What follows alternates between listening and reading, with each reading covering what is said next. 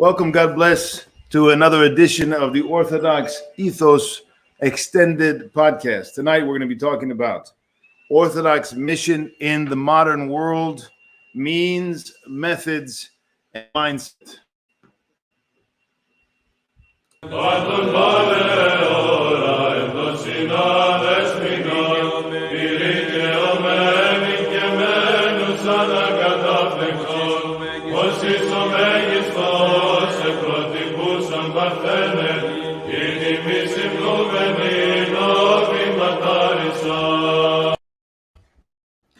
All right, God bless you. Welcome back. This is a special Orthodox Ethos podcast dedicated to Orthodox mission.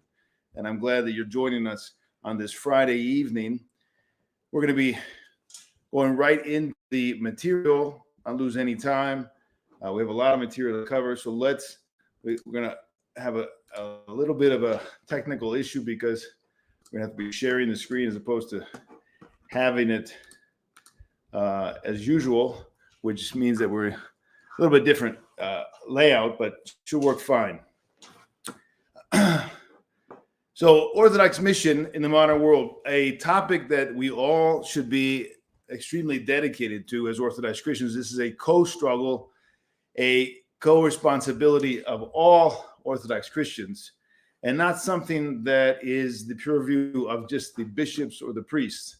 All of us are going to be engaged insofar as we love the Lord Jesus Christ, we love our neighbor, and we extend the gospel. It's impossible for someone to have found the faith, found the truth, be liberated from the truth, from the lies of the world, and yet not want to give that out to others around us. It's the nature of the thing. So if we have that problem, if we see in ourselves or in others that we're fairly reticent, indifferent to sharing the Orthodox faith with our brothers and sisters, then we have a problem in terms of how much we love and have understood the gift of being an Orthodox Christian today, which we're unworthy of. And yet it is a tremendous gift and tremendous blessing to each one of us. So this should be applicable to everyone who is interested in who is an Orthodox Christian, who's interested in sharing the faith, which we should all be interested in. So let's look at the beginning. As always, on all of our podcasts, we remind ourselves that it is impossible to come to know the truth of a topic or of an issue or the person, of course, of Christ, or to grasp theology any other way except by following the Holy Fathers, by following the saints of the church. And so this, as all podcasts, we try to base upon the witness of our saints, especially our contemporary saints and those who've just gone before us. Let's start, though, however, with some basics from the Holy Scriptures and the Acts of the Apostles, just briefly, to see just 2 or 3 examples of the great Apostle Paul and what he did and how he approached both the synagogue and the pagan Gentiles in Athens on Mars Hill. Of course, we're all familiar with the scriptural passages, so we're going to cut right to the chase. And that is the Apostle Paul, wherever he went, would go to there where he had some way to begin. He had an occasion, he had an ability to open up and have his word entertained.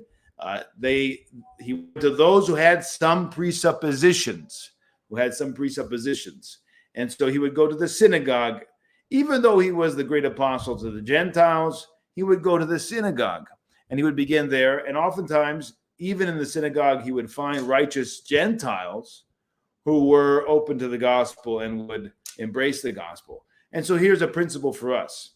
This is where we begin. We begin with that which is familiar to us, which we have some kind of entrance, we have some kind of ability to make to give a witness, to give our word, to open up to those around us. So whether we're going to be in the synagogue or when he went to Athens, he took the opportunity on the basis of the idol worshippers' own ideas and teachings. He stood there in the midst of Mars Hill and said, "Ye men of Athens, I perceive that in all things ye are too superstitious. For as I passed by and beheld your devotions, I found an altar with this inscription, to the unknown God, whom therefore you ignorantly worship. Him I declare unto you. So he took that opportunity, as we all can in the modern world. In fact, in the modern world, people are desperate for the truth. They're desperate for spiritual life.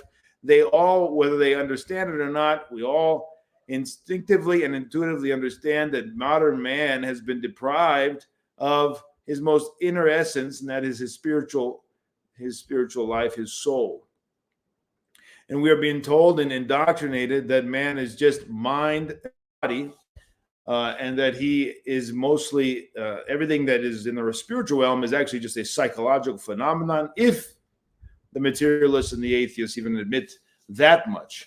And so there are many opportunities for us to say, life is not what it seems, and we need to go and look deeper. And that's where we begin. He looked again for an occasion, and we can find our occasions in our own daily life to share, to witness, to teach. He did not engage in a dialogue on equal terms. He did not go to the synagogue and say, let's search for the truth together. He didn't go to the Mars Hill and say, let's search for the truth together. But he said, I have come to declare the truth to you. That is a very important principle of Orthodox mission, lest we become ecumenist and become not only worthless, but counterproductive in any of our work and our efforts for the sake of the gospel.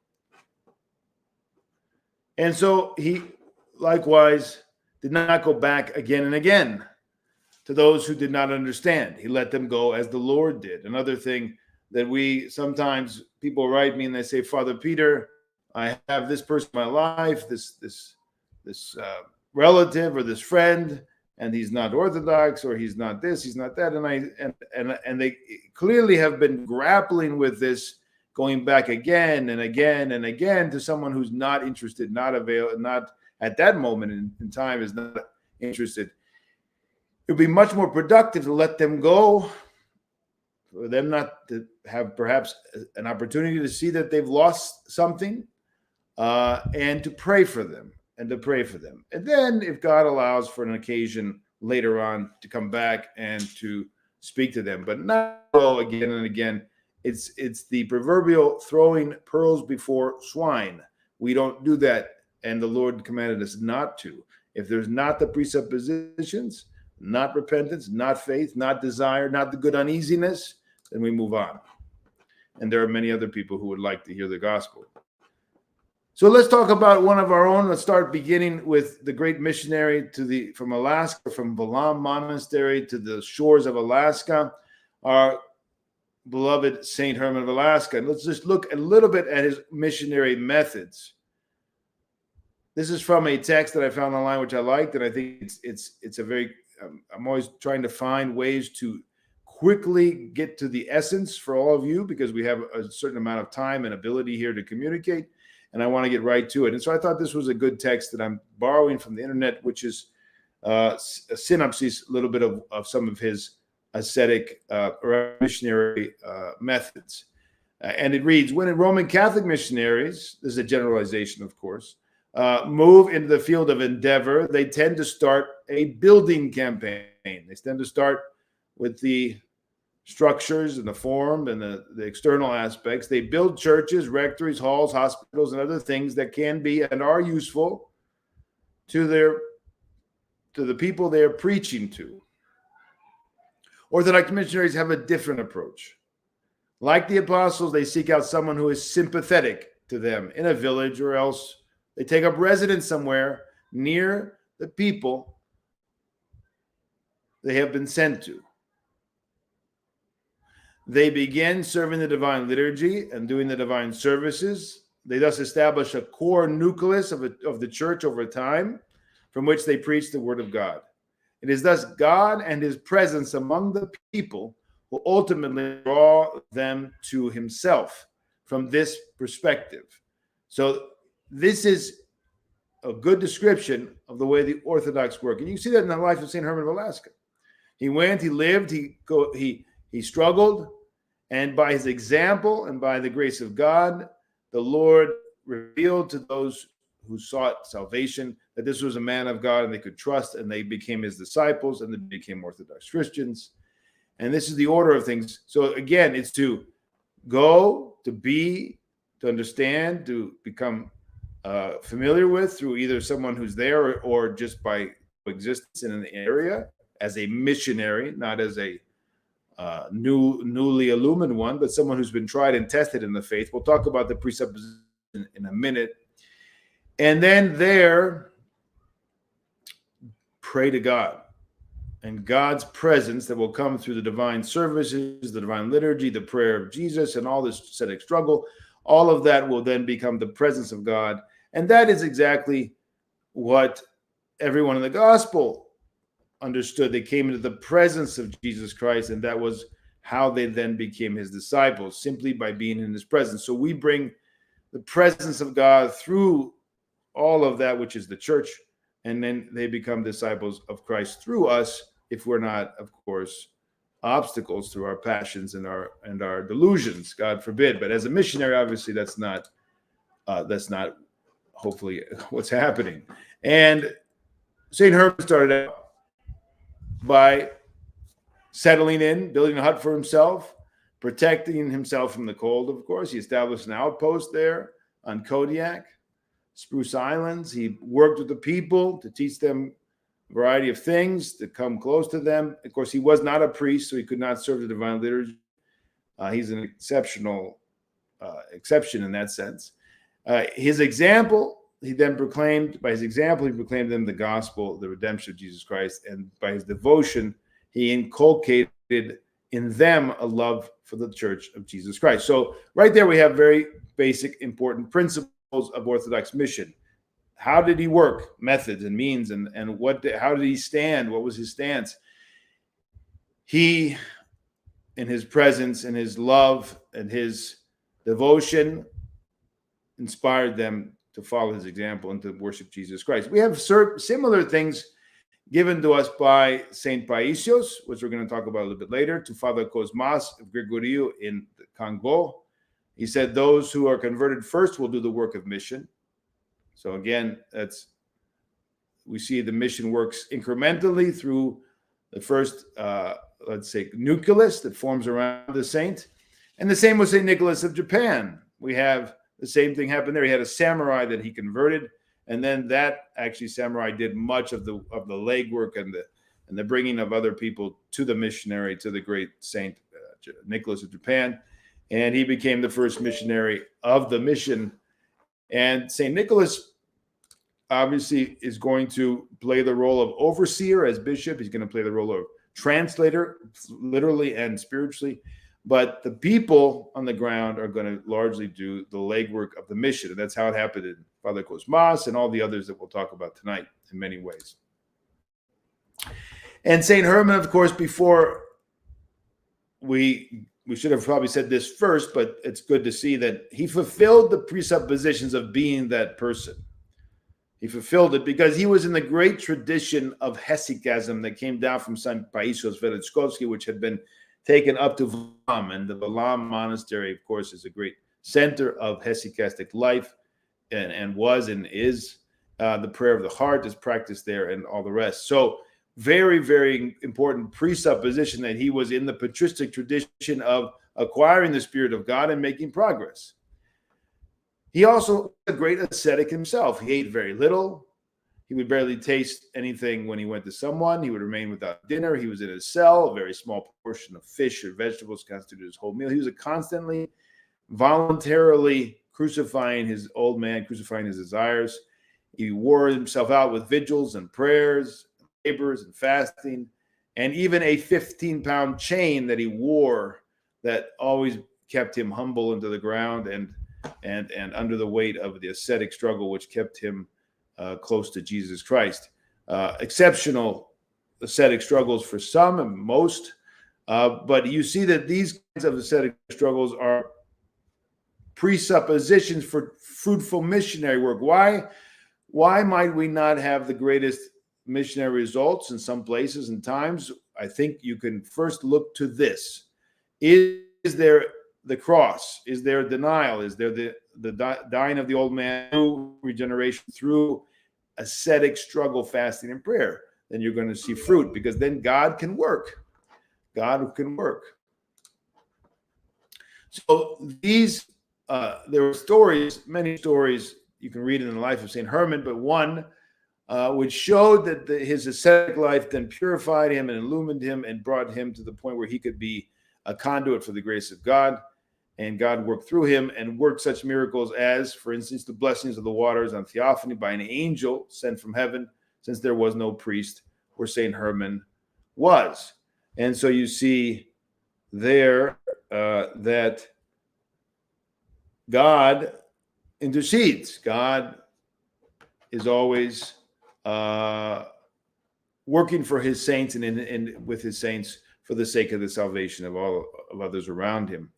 And you know, of course, all of you, I'm sure you know the great saying, great story of St. Herman talking to the the shipmaster or the merchant from Russia, and they were talking about what they loved, what was their aim of their life, what they wanted more than anything.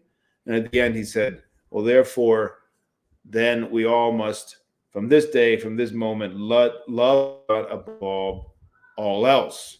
And that was his great message that he gave and has been coming down to us for 200 and something years, that the hierarchy of things, get the hierarchy straight. And the saints present that to us both in deed and in word, continually drawing us back to foundation, but also keeping us focused on the heights, the eschatology, and having that stance, the eschatological stance, which is that everything leads and points to and begins and ends with God and the love of God and the living for the eternity.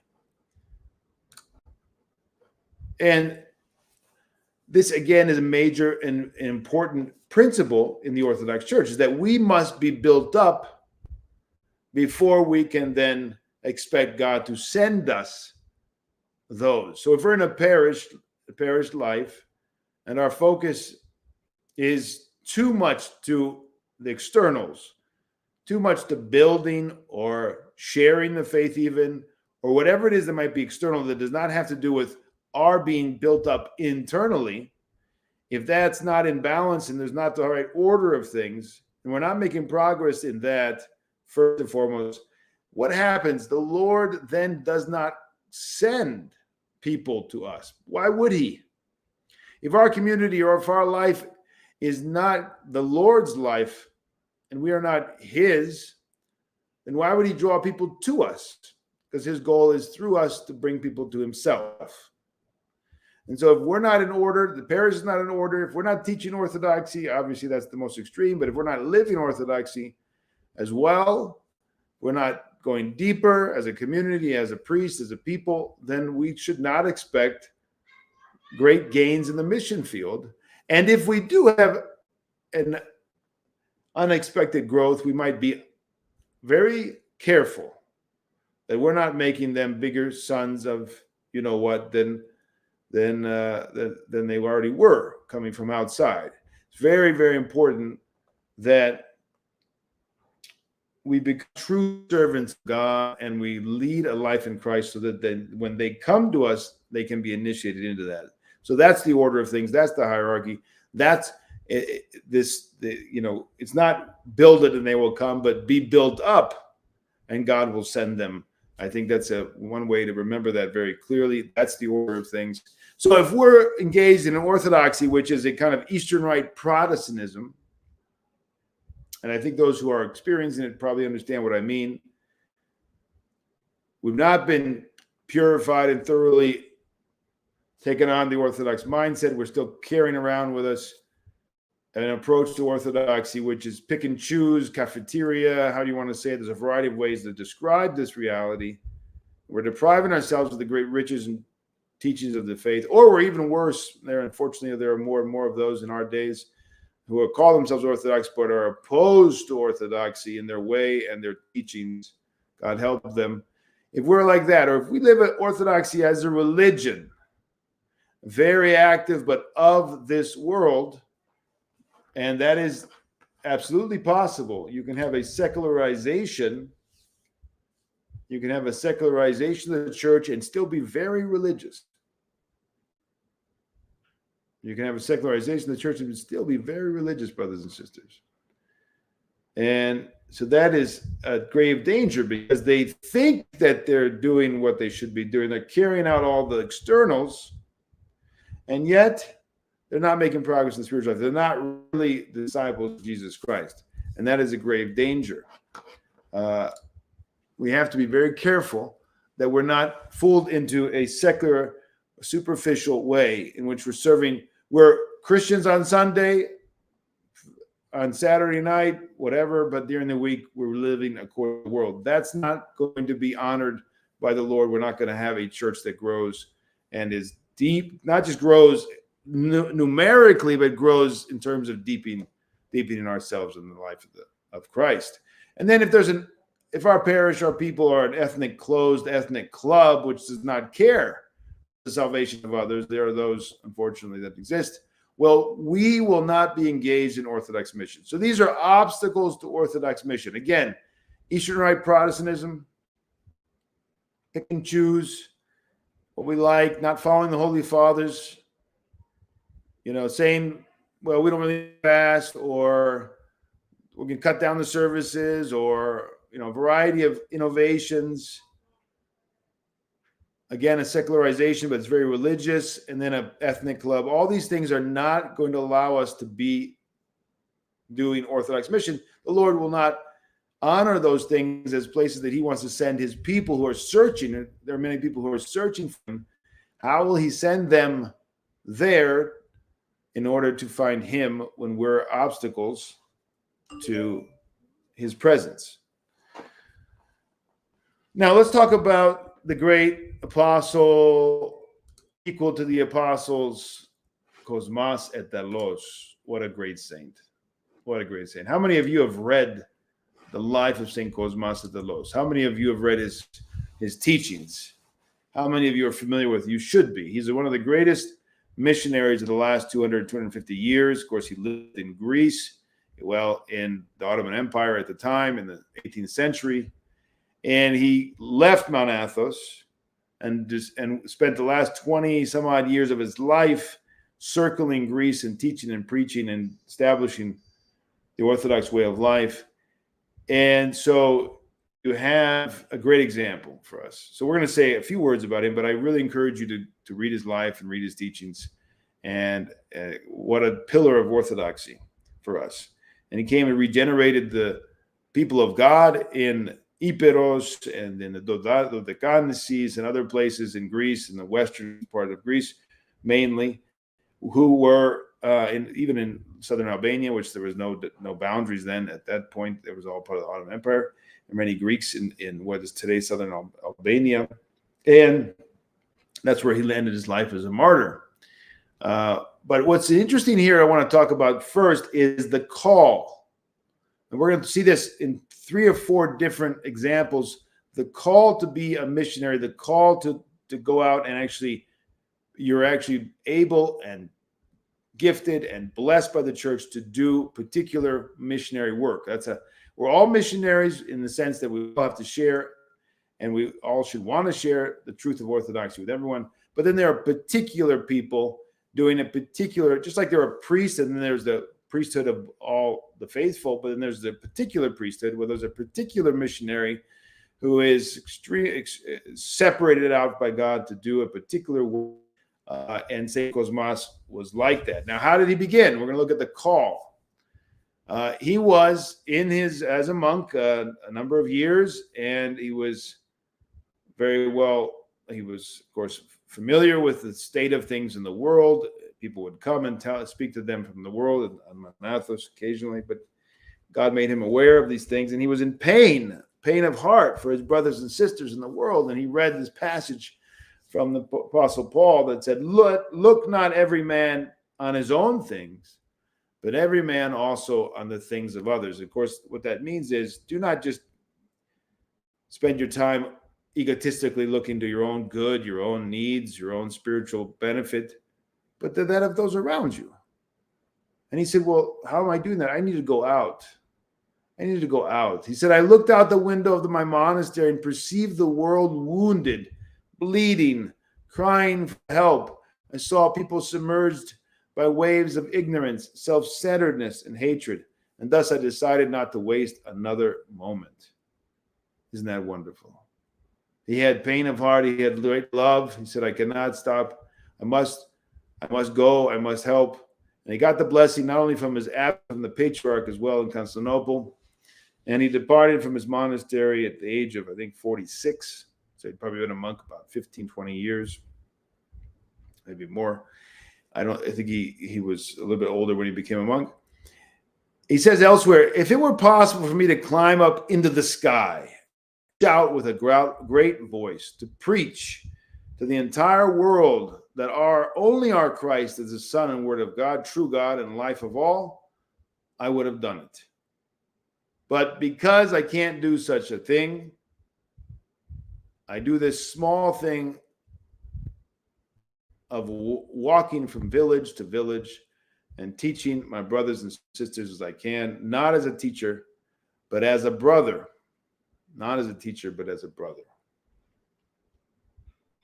That's fantastic, isn't it? And so that's what he did. He walked about much of Greece, preaching and teaching for 20 years until 1779 in his martyrdom.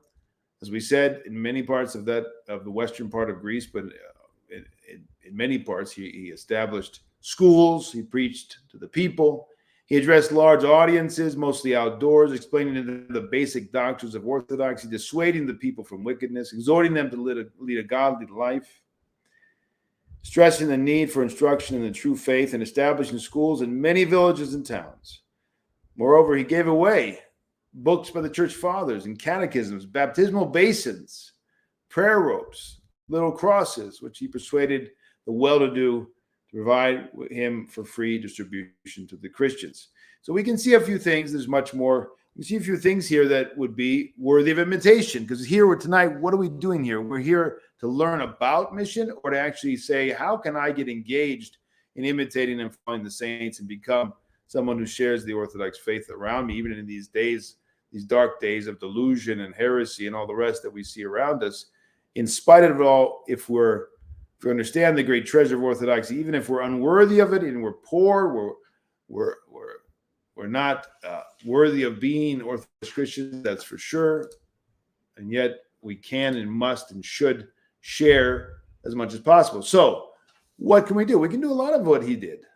We can buy books and share with church fathers, with our fellow Orthodox Christians and those who are interested. We can do the same for the catechisms. We can help the church and purchase baptismal, not just baptismal basins for the babies, but what we really need in America, because every church have its own baptismal font for adults, and ideally a one built into the ground in the exonarthex or in the narthex or outside the church's entrance, where we have a traditional Orthodox baptismal font in the form of a cross, and that's where everyone will be initiated. That's what we can do. We can save money. We can go around and collect money. We can ask wealthier brothers and sisters, give us money to have a proper Orthodox baptismal font. God knows we need that. And we have no more excuses. People cannot say, oh, we need to do economy because, well, we don't have a proper baptismal font. I've had people coming to me recently saying such things, which is unbelievable in this day and age with so much money, so many things at our disposal. We don't put it as a priority. So we can help solve that problem. We can help people and purchase or learn to make prayer ropes or purchase prayer ropes, little crosses. We can do much more. We can provide the church, our brothers and sisters, our newly illumined ones, the catechumens who might not know.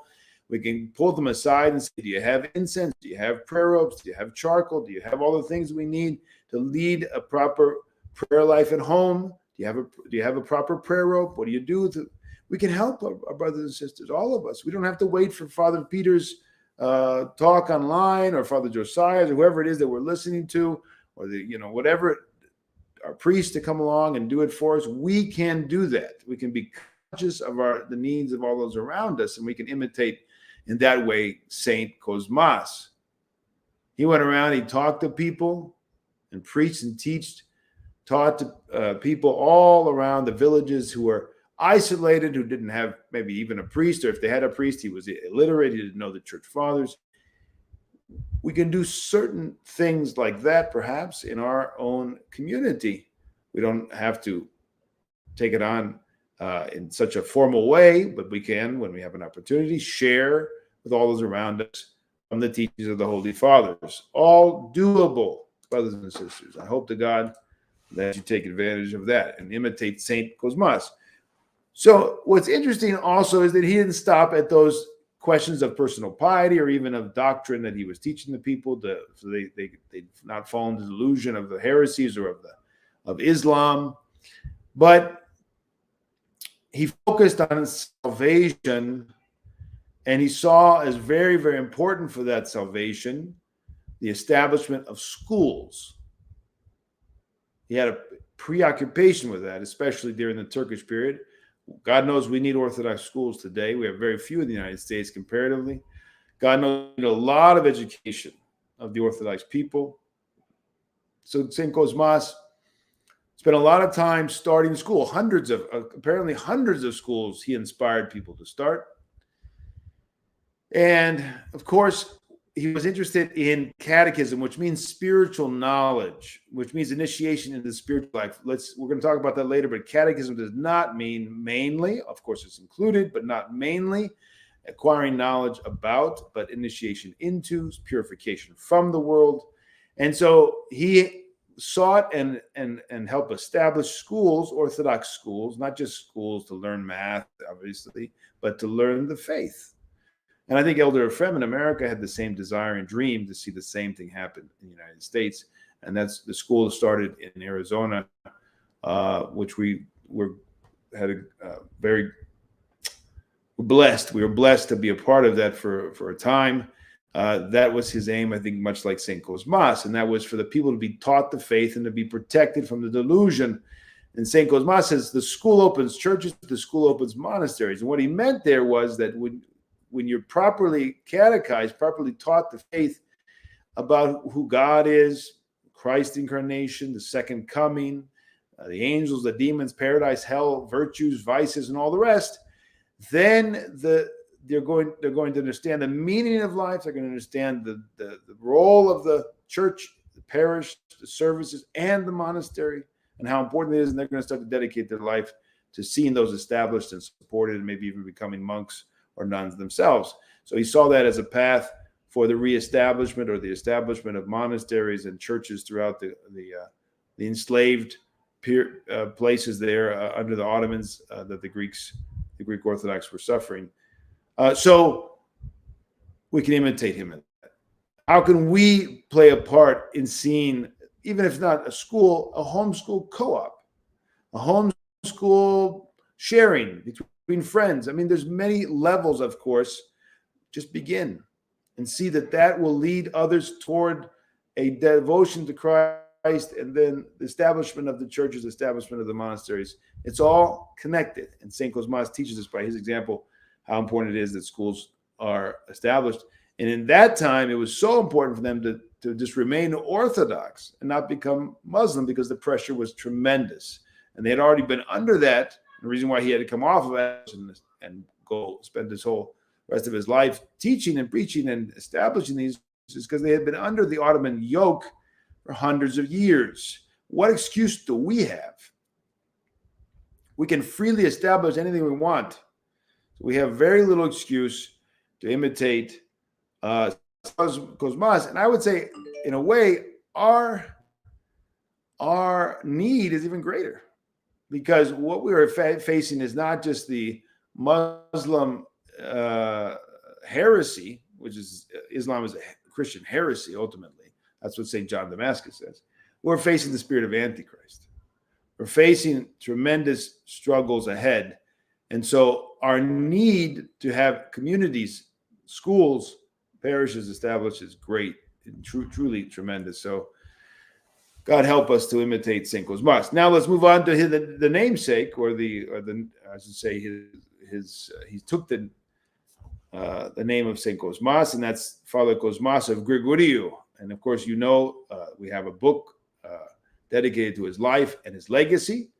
You can purchase that from Uncommon Mountain Press. It's available now. It's available on Amazon, and you can read that. And I highly recommend you do that, because if you're a newly illumined one, or you're a catechumen, or you're an Orthodox Christian who's rediscovered his faith and is going deeper, this book is a must read, because it has the example, but also the many teachings and many stories and experiences from the mission field in Africa that are extremely instructive as to the Orthodox ethos and the Orthodox way of life, which is inseparable from missionary work. And so when you look at this great missionary into the African continent, the great missionary in the 1970s and 80s, he was unfortunately killed in a car accident in 1989.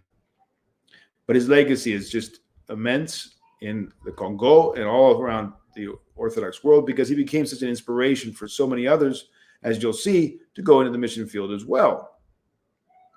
Now, in every generation, as I'm taking here from the introduction to the book, there are those few exceptional souls who rise out of the conventionality of social life to become pathfinders to the Catholicity and otherworldliness of Christianity, of the gospel. And Father Kosmas was one of them, as was St. Herman, as was St. Cosmas at the Los. These are the kind of examples that the Lord will have for us until the end of time. We have another great missionary, which we did not have material, unfortunately, readily available to present to you. It's all in Greek, but we will, and that is Father Hermolaus Yatru, who reposed recently in the mission field in Liberia. Father Hermolaus was a great missionary and a married man, a married priest. And he did tremendous work in Malawi with thousands and thousands of baptisms and dozens of clergy that he brought into the fold. Tremendous and unbelievable the work that was carried out just in a short time, because there was both, as you'll see, he fulfilled the presuppositions of love and sacrifice and asceticism and all the rest that he carried out day and night in the mission field with great faith, but also there was obviously a great desire. So that the Lord sent the missionary to those who wanted to be taught the faith, and that's where the great fruit comes. And that's something we see in all of these examples as well. Father Kosmas certainly was sent because there's been a tremendous mission reaping. How can we say it? So many souls, tens of thousands of baptisms in the Congo, and hundreds of churches and priests have been made and ordained and built in the Congo, both in this diocese and other dioceses over the last 25, 30 years, or 40 years now since his repose. But he's somebody who rose out of this conventionality that we are stuck in, most of us, and he lived the gospel to the fullest. He was heroic. He was uncompromising. He imitated Abraham and was voluntarily exiled, right? Voluntarily went to another land far from his people. And with great exactitude in asceticism and in keeping the canons of the church and the teachings of the Holy Fathers, he had great faith that moved mountains. It's this kind of person, could describe all of our saints tonight we're talking about. They hated their life in the world in order to keep it for eternity and that of their neighbors. And to successive generations, they became models to imitate, witnessing long after the departure the honor the Father bestows on those who serve him. Such was Father Kosmas. And let's talk a little bit about his call, because that's very important. He had a call like they all do, and the blessing came. Both the call and the blessing, right? There's some people say, I have a calling, but you got to get the blessing too. Not just the call, I have a call, but the blessing has to come. So from a very early age, he set out to become a missionary. He spent about a decade and a half doing that, preparing himself, learning many, many things that he knew he would use in the mission field. He had a very dynamic personality. He was inspired with a burning love for Christ. He did not want to live a conventional Christian life. He didn't want to do the typical service, right? Climb up the ladder of ecclesiastical life, as unfortunately too many want. He longed to offer himself entirely to God and his fellow man. He sought not honors, very important, not interested in worldly honors, not interested in the acclamation of man. You cannot be a missionary. You cannot do missionary work and have fruit if you are interested in the bravo of the world, right? The people saying you're special, you're great, you're wonderful, all that. It's actually a grave distraction. And those who work in the mission field, they understand that this is not something that is helpful, and they eschew it. And so he did not seek that. He sought salvation for man and the upbuilding of orthodoxy. And from an early age, he began to prepare himself. He labored in the mission field within the Church of Greece. In Greece, he did a lot of missionary work with the great Bishop of Florina, Augustinos Kantiotis. He was one of his spiritual children. But then he went to Mount Athos. He found St. Paisios, and he said, I want to go in the mission field in Africa. Is it blessed for me to become a monk and then to go to Africa? He'd already been for a time to go back to Africa and to be a missionary. He got the blessing from St. Paisios, who sent him to Elder George of Gregorio, a great and venerable elder in Mount Athos, to prepare him. And so he began to live the ascetic life with the fathers in Gregorio, and then eventually was made a priest, and eventually he was sent back to Zaire. But he was sent by his monastery. He was sent by his elder. He was sent by St. Paisios. He was sent eventually by the bishop who accepted him and gave him the ability to work in the vineyard there in southern Congo. And he faithfully served under his bishop. He was not a renegade in the sense that he wanted to start some schismatic parallel jurisdiction. But he, at the same time, was very faithful to the Holy Fathers. We'll see that what we might think is, well, let's just see and let's wait. I won't go there. You'll see yourself how he kept the balance in this day and age between faithfulness to the Holy Fathers and yet still under the bishop and under the Holy Synod that he had at the Patriarchate of Alexandria at the time. So what was his stance? We want to know what his stance was. We want to see, how did he keep that stance, that salvific eschatological stance that was going to bring so much fruit and did bring so much fruit for him in sub-Saharan Africa. He writes about the missionary. He writes the following. He has much to say, and that's why you need to read the book if you really want to learn about Orthodox mission and the Orthodox ethos. The missionary's beginning is significant, he says. However, it is not the sum of the matter. It's not enough just to say you have prepared well and you're going to do well. You have to actually go deeper and continue to go deeper. The outset might be blessed or might become blessed at the end. What's important is that the giving be true and total, without holding back, with a disposition to self-sacrifice, self-denial, with the aim of leaving our bones among the natives. So he said, if you're going to be a true missionary in Africa, of course he was talking about Africa, you cannot go and come back and say, oh, I'll spend some time there, but I'm going to go back to Greece and die. He said, true missionaries are going to leave their bones in the mission field. They're going to be so committed to Christ and the local church, that's where they're going to end their days. They're going to end their days in the mission field. They're not going to depart back. And that's very, very important. That determination from the outset is going to be crucial if they're going to have spiritual fruit. For Father Kosmas, the true missionary, in order to attain the blessed end, must leave no room for jealousy or vainglory, but rather must understand that all be shared. So not only are you going to leave your bones there, but you're going to work together with others humbly and self-denial, self-sacrifice. Come in the struggle, come in the pain, come in the glory of the church. So the minute you see somebody who's saying, I'm in charge, it's mine, I'm the bishop here, everybody has to do whatever I say, that's not the spirit of the gospel, right? The bishop, of course, has the final word, like, and then father and the family has the final word. But the father's going to defer many times to the wife. And the bishop's going to defer if he's bright and he's humble. He's going to defer to his best clergy and the elders of the church, the saints of the church. It's come in the pain, come in the glory, come in the struggle. Overseer, bishop, that's what that means, does not mean dictator, does not mean, tyrant, doesn't mean he does everything. We just are without brains and we just follow orders. This is we're not the military. The Orthodox Church is not a military, Green Beret organization. Not even the monasteries have that kind of spirit.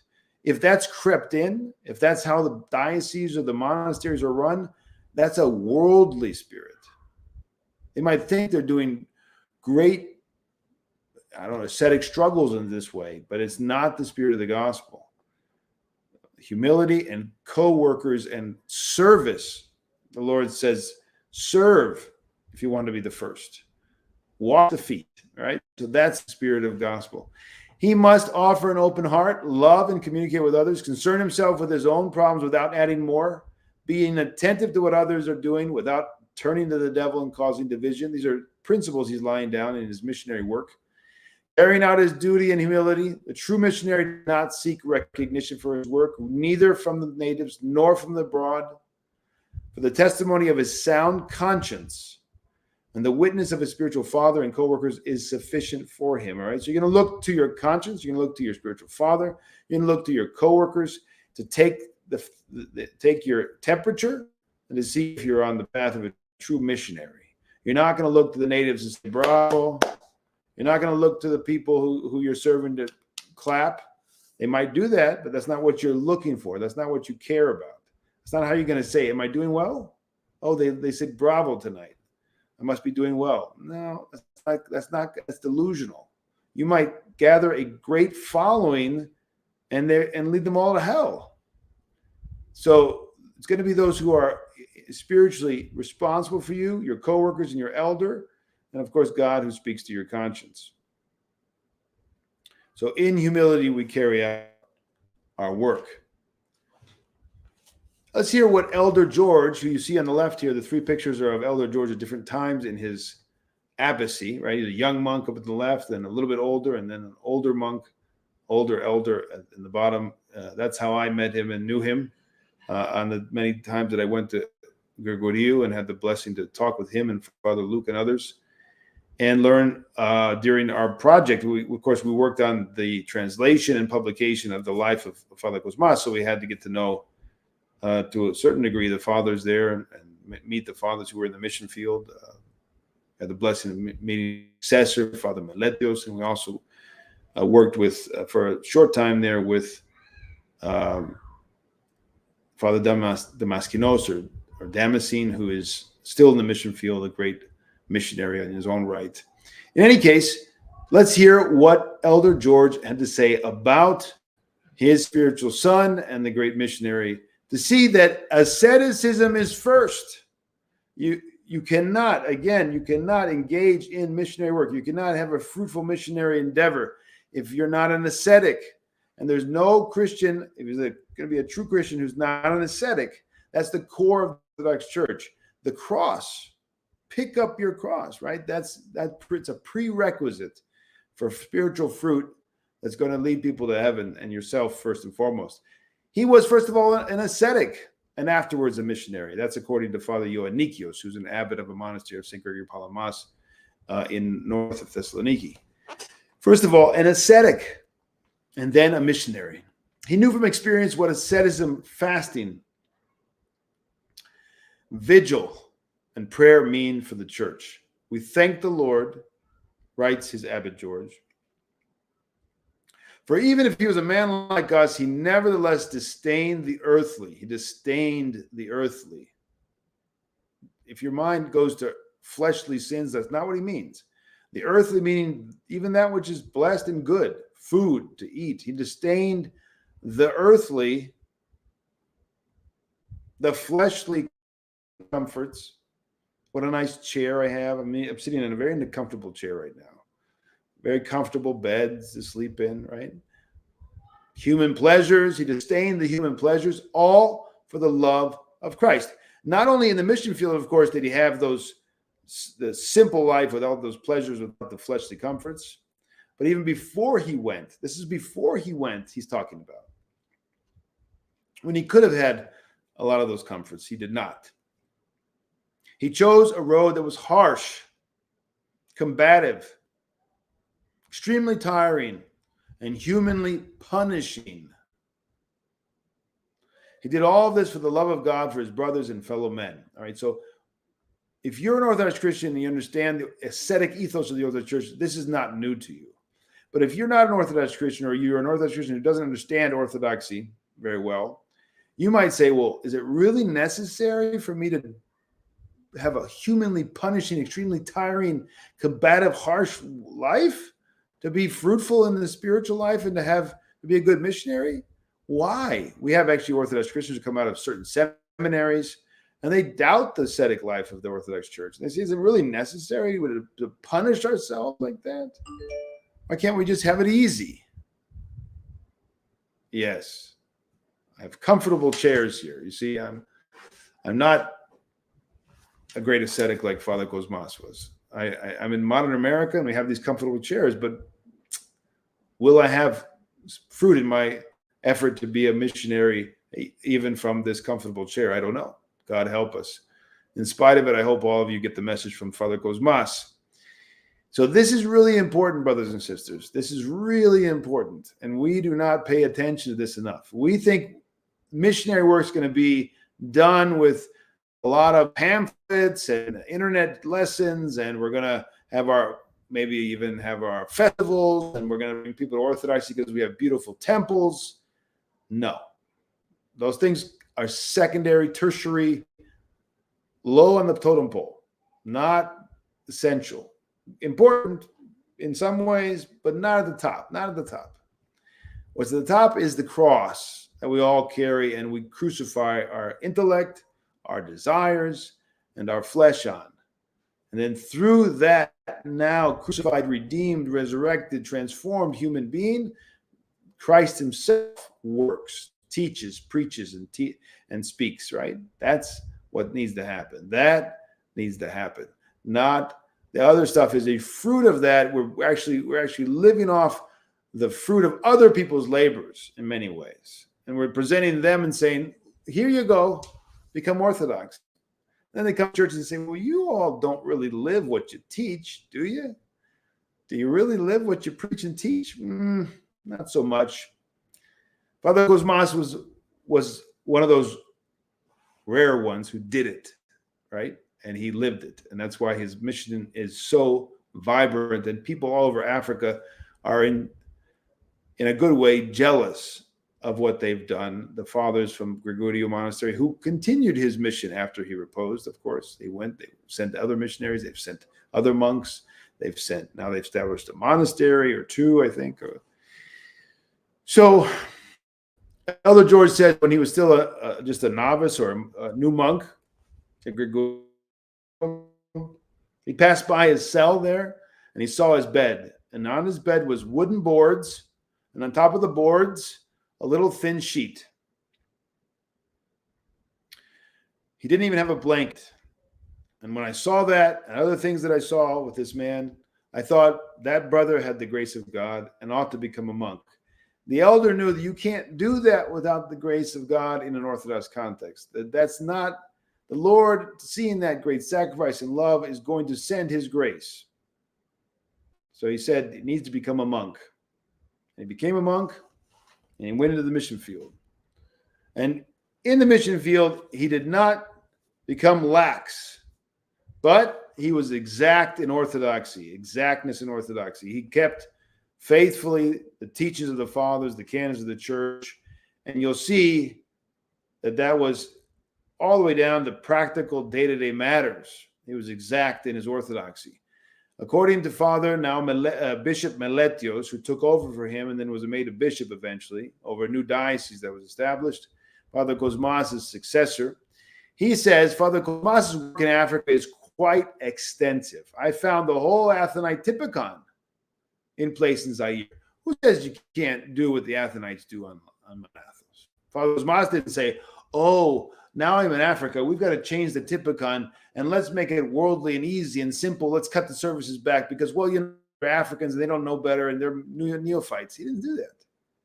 He didn't justify all of this thinking this will be really good for them.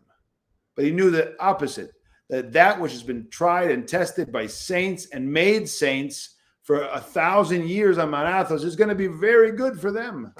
And he kept living the life that he lived on Athos and learned on Athos, of course, with discernment. But he didn't throw it out.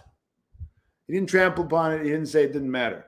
The Christians with prayer ropes in their hands, that's what he found when he went there, Father Meletios, to take over after the untimely death of Saint, the repose or translation, Father Cosmas. The prayer ropes were being used by the newly illumined Christians. In church, they chant all together, led by the choir of boys. And you can go online and see the kind of chanting they have. It's amazing. It's amazing. There's a very good black chanter. I'm not sure if he's from Congo or not. Black man who learned in Greece, went back, and he chants in Greek. You cannot tell he's not Greek. You think he's a Greek chanter from Athens or something. They have a real gift. People from that part of the world have a tremendous gift in chanting, and they do it tremendously. I've seen a lot of videos from Father Bishop Meletios' services, and they're chanting as if they're in some of the best chanters in Greece. And that just, again, 50 years now that this mission has been established. American Orthodoxy, Australian Orthodoxy, Canadian Orthodoxy, we've had a lot longer. What's our excuse? Now things are changing, but not fast enough. We have a lot of work to do. And it's good that we're seeing a lot of new faces, new young people embracing the chanting, the traditional chanting, the traditional way of life. So thanks be to God. We have a lot more to do. He says he found them keeping strictly the fasts of Wednesday and Friday. They were celebrating daily the divine services, something that a lot of us don't do, and I'm certainly guilty of all of my duties and not doing enough services. The Vespers and Matins, Compline. And on Sundays, the congregation exceeds 400 in the parish there in the center of the mission. So that's what he found. And Father Kosmas was there, I think maybe, I want to say 12 years, maybe 10. I'm not really sure exactly when he started, I forget. But not long for all of that to come about. He had exactness in orthodoxy in every way, including a very, very important topic, which we're going to talk about, of course, is baptism. But, people ask, how is it that there in Africa, the recently illumined can maintain such an intensity and exactness in their orthodoxy? Well, many of us in parishes in Greece, America, and elsewhere are more lax.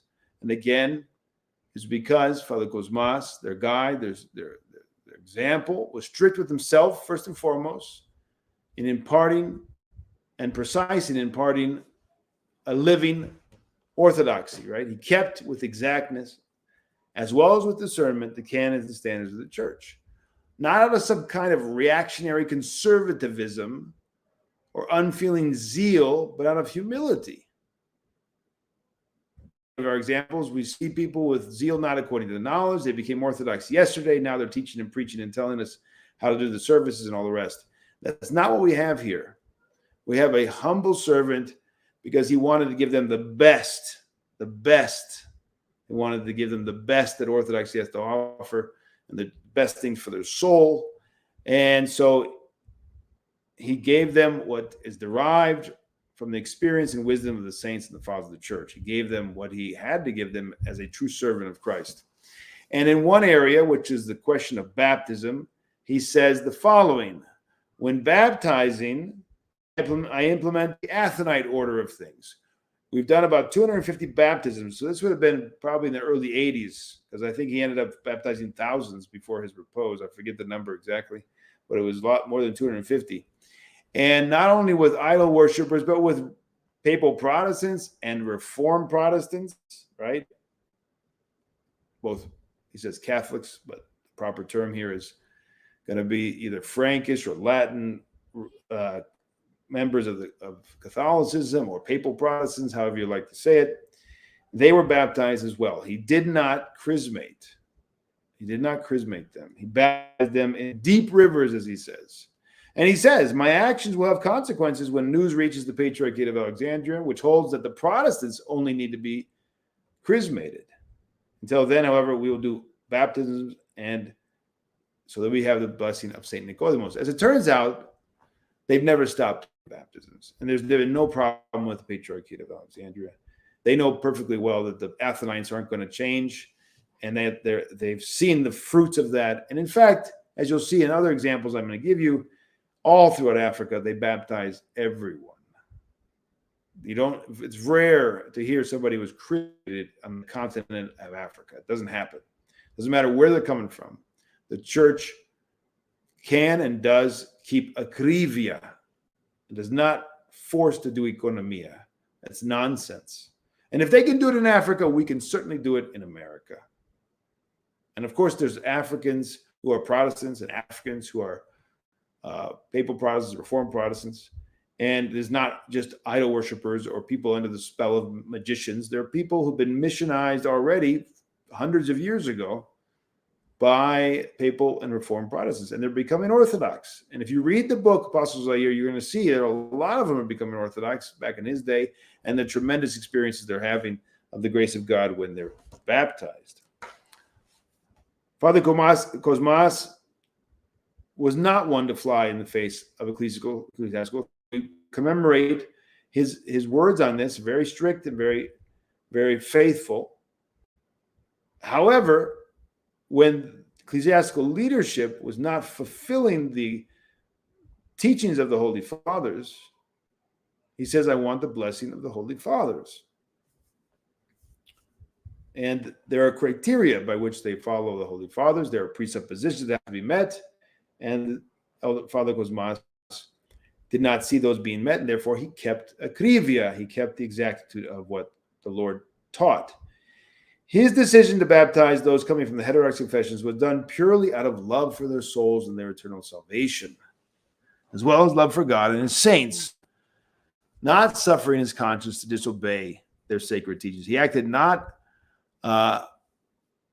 only out of respect for the saints, but also out of humility and obedience to the wise counsel of living saints. What did St. Paisios teach Father Cosmas about how to do mission and how to deal with the question of reception? He says, and Father Cosmas commemorates it, I remember the words of Father Paisios, St. Paisios. He told me, most of the time, the baptism of the heretics perform only passes over their skin. Obviously, it's a way of saying that the grace of God is not energized. The grace of God is not experienced.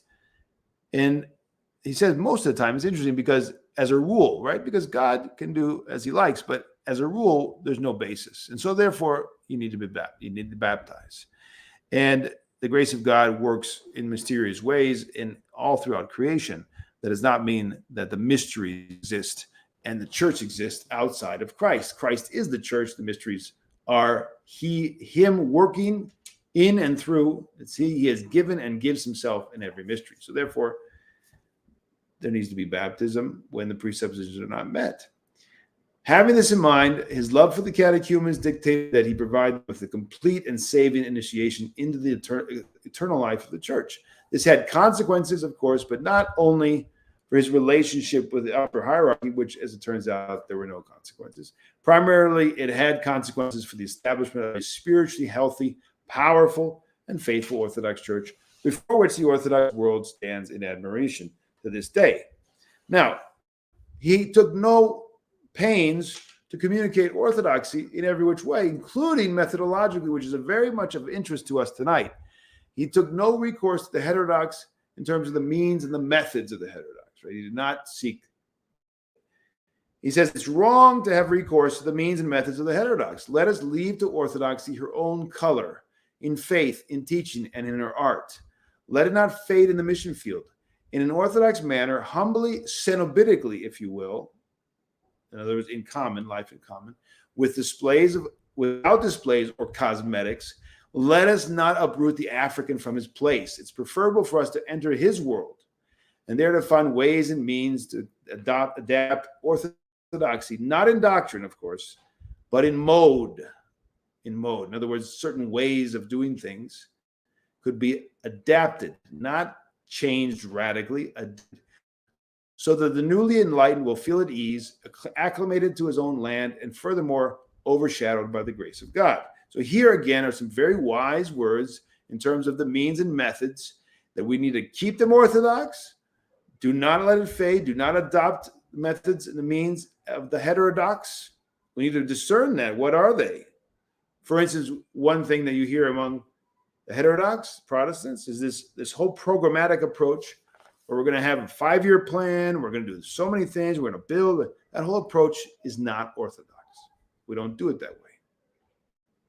I'll give you one example. We don't start to appease the world, give them what they want in a worldly way to get them in. That's not the Orthodox way. It has to be both Christ in truth and in the way. We don't use worldly means to catch people to make them Christians. That's totally antithetical,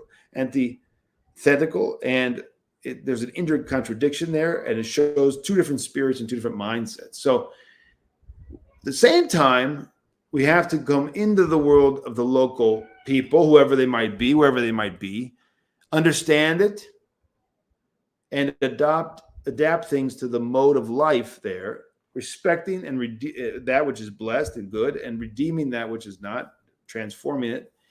And so that requires a lot of discernment, obviously. And there has to be a lot of patience in the mission field, a lot of patience in missionary work, and one has to persevere over a long time. As a result of conversations with illumined fathers of Mount Athos and indications he received from his own conscience while in the mission field, Father Kosmas knew that he had to be patient. The work was just beginning, that he would not see its full flowering in this life. And St. Paisios told him, continue on, however, the struggle will be a long one, for the people there will be slow in coming to accept life in Christ. Sorry, that's a typo there. But in fact, we saw after his repose that things blew up. I mean, things really started to take off. And maybe that was, as it says in the scriptures, the precious is in the sight of the Lord is the death of his saints. There was much fruit from his life and also his repose. And yet he didn't fall into the trap of trying to do things quick and see quick results. It's a good way to remember when you're doing work in a mission field, in a parish life, whatever you're setting out to do, you need to be patient. And no short-range, short-term, quick solutions. Avoid predetermined programmatic approach that is very common among the heterodox. No 5-year plans, no slogans, no advertisement, slick advertisements. A visionary like Elder Father Kosmas, he took things one step at a time. He thought in generations, not years. He stressed the upbringing and the nurturing and the training of the youth. He put a lot of his focus there. He founded a monastery and a mission center in order for those young men and women to be initiated and go deeper in the spiritual life. He says, missionary work is a linkage of one's own temperament, knowledge, possibilities, and local conditions. So it's a linkage, a mix. It's a combination. There's a harmony there. It has to balance temperament, knowledge, possibilities, and conditions. It's not necessary to follow certain molds. It's not good. Everybody fits in a mold, a program, impersonal. No, don't do that. The missionary is free, and when he is open to the grace of God, the Holy Spirit will speak riches in his heart and indicate to him what to do. Gradually and in correspondence to the development of the work, let us leave room for prayer, to act without rushing the situation with narrow logic, absolute measures, or assessments of critics at each stage. All right, so that's how the Orthodox work. We don't work with these committees and all these kind of general approaches, and we don't need a mission committee. We don't need that in the church. We need holy men and women who are inspired by the grace of God. Think St. Cyril and Methodius, right? Think of such examples, St. Stephen of Perm, St. Nicholas of Japan. This is how the church works. One inspired, grace-filled spiritual figure goes and brings the gospel and redemption to the world. That's how the apostles were. And this went on and goes on in Africa to this day. One of the men who were inspired by Father Kosmas, who went into the mission field, was from Australia. And his name was Nectarios. He was a parish priest in Australia. You see him on the screen here, beautiful picture of him. He became the founder of a local church, the Church of Madagascar. He baptized thousands. He never chrismated. He baptized. He did not see the presuppositions for chrismation to exist, and he baptized everyone, including papal Protestants, again, just like Father Cosmas, and Reformed Protestants. He ordained dozens, and he inspired many people to imitate and follow him. I was one of the people who was inspired by Father Bishop Nectarios. I met him in 2003 when he came to Thessaloniki and spoke. And I heard his talk, and I was very inspired and went down and back to my house and said, Presbytera, we're going to work with Bishop Nectarios in Africa. This man is a man of God. He baptizes everyone. He understands what it means to initiate into the church, and he's sacrificed his whole life. He's an inspired man. We need to follow him. And we met with him the next morning, and he blessed me to come and visit a newly established church that had just been built but had no priest on the island of Mauritius off the coast of Madagascar. And I did that. I flew down. I met with him. I met with people there. But it was not God's will.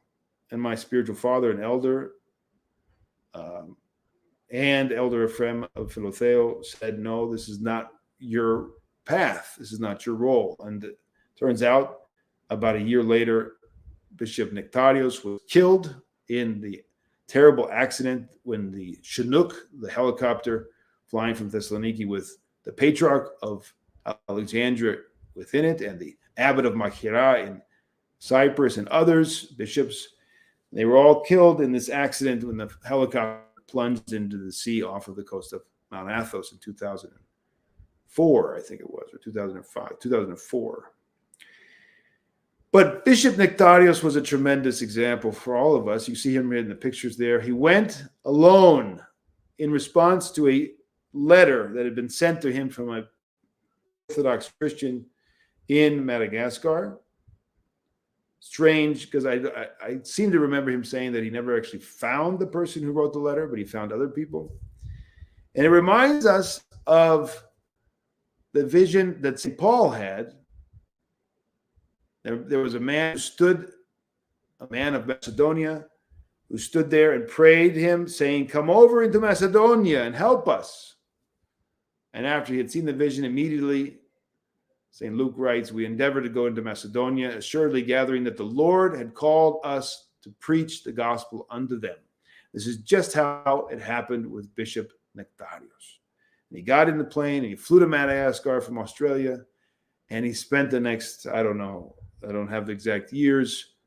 I think it was 15 years, 20 years. I'm not sure how many it was altogether until he was killed in 2003, about 15 years, I think, maybe less.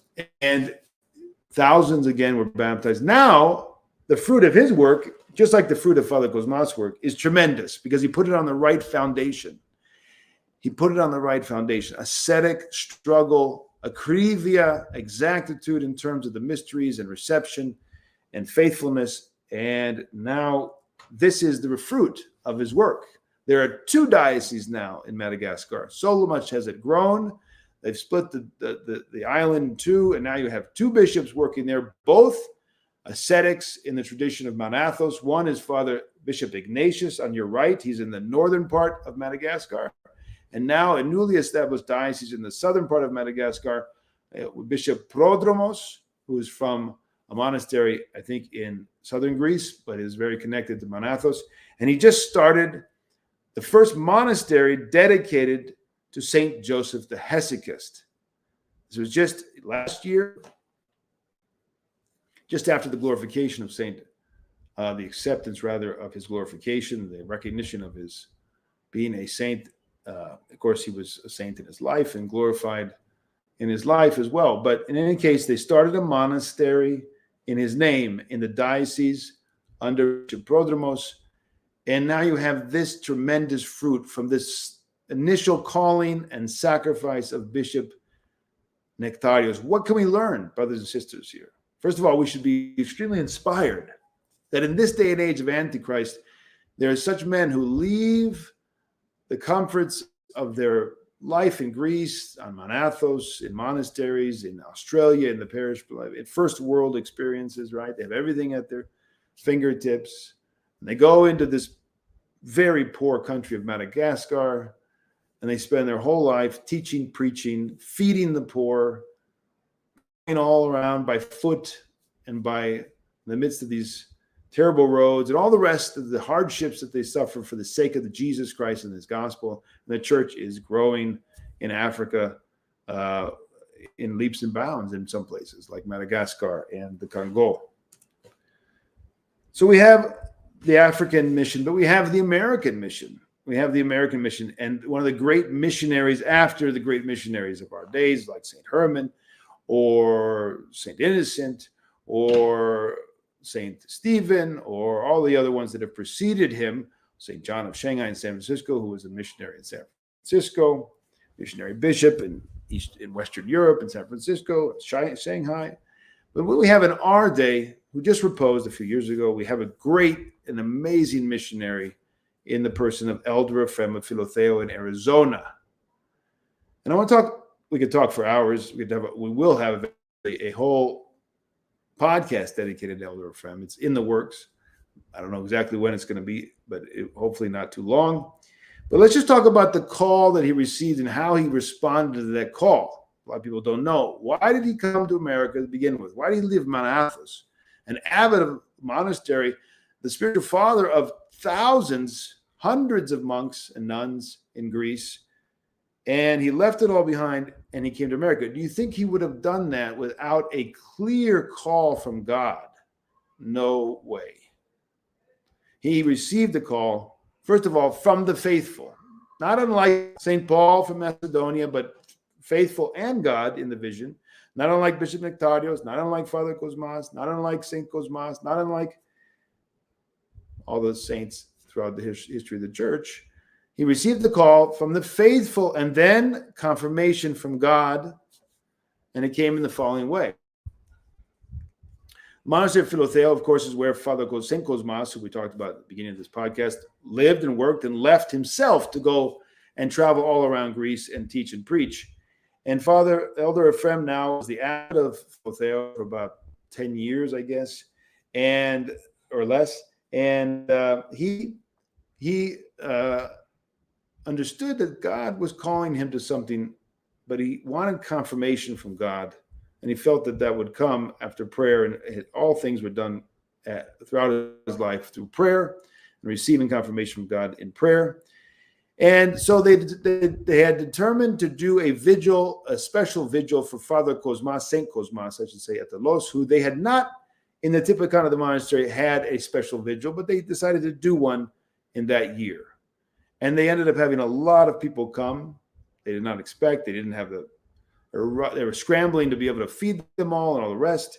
And the elder tells the fathers, we're going to do a full-fledged Athonite vigil for the Saint Kosmas. And during the vigil, is my understanding, during the vigil, he had revelation from God, a call from Saint Kosmas himself, a visitation from the saint himself, in which he made it clear to Elder Ephrem that God wanted him to go to America and respond to the call of the faithful and to begin to confess and teach and guide people in America.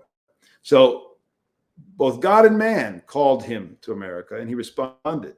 It's very important that we understand that this is the way Orthodox mission works. It doesn't work with a decision on our part alone that we're going to engage and do X, Y, Z, but it's with blessings, and God inspires and God guides. And that's how the church has always worked through the saints. And Elder Ephrem is one of the latest examples of that. And the fruit of Elder Ephrem's work in America is inestimable. It cannot be counted. It cannot be judged, because there are thousands and thousands of people who have been affected, their lives have been changed. They've returned to the church. They've come to the church. They've become nuns or monks, sisters and brothers in the monasteries. 17 monasteries in North America. Actually, there's two or three others that are not really counted. They're the skeets and small monasteries. So one could say there's 20, but they're populated and known. In any case, 17 full-fledged monasteries that people go to all the time, and they're filled with strugglers for salvation. Of course, he had 8 monasteries already that had been established in Greece, in Seras, in Thassos, in Volos, women's monasteries, not far from Mount Olympus, another, in Veria, Edessa area. There's, of course, the 4 on Mount Athos, thousands of spiritual children all around the world. So the work is really hard to even fathom. And much of the work was done through the portal of confession for the return of the lost sheep that had been scattered abroad, both here and abroad, both in Greece and abroad.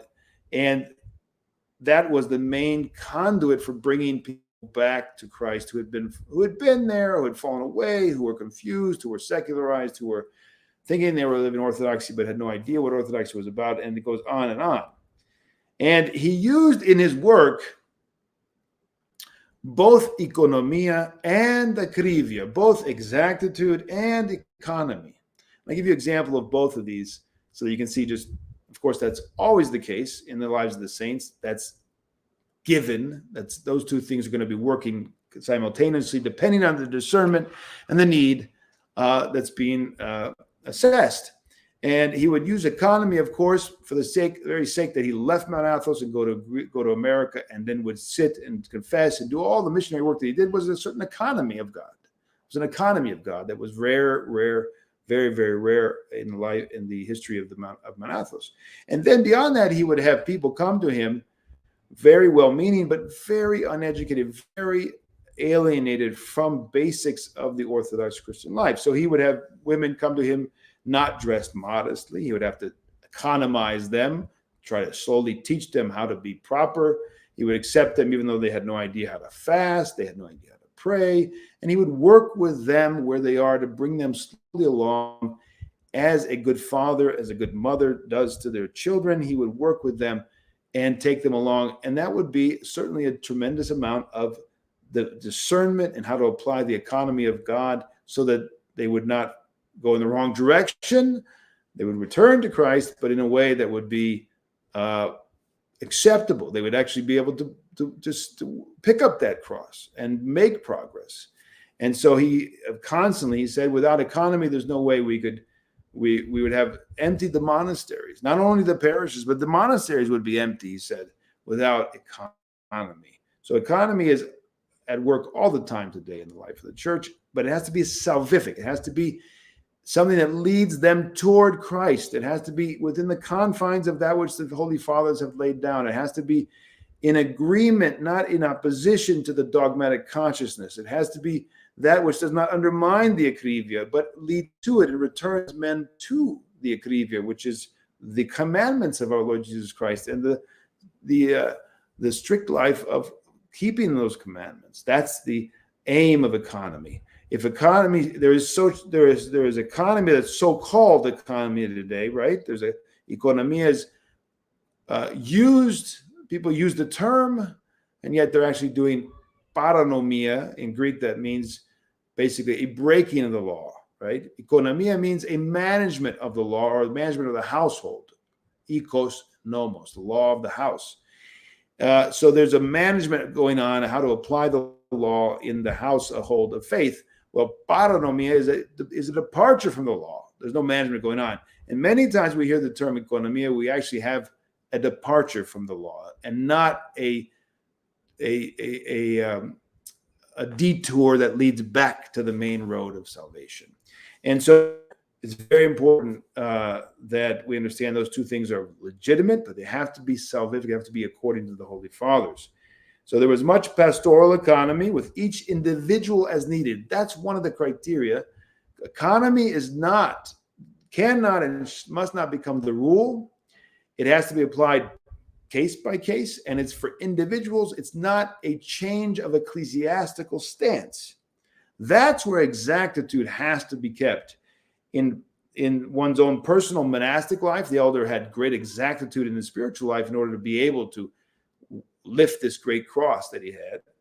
But also on the ecclesiastical plane, in obedience to the Holy Fathers, you cannot economize when it comes to dogma, when it comes to the phronema of the church, when it comes to the ethos of the church, which is that, obviously abortion is evil. We can't economize here. We can't say, well, maybe we can.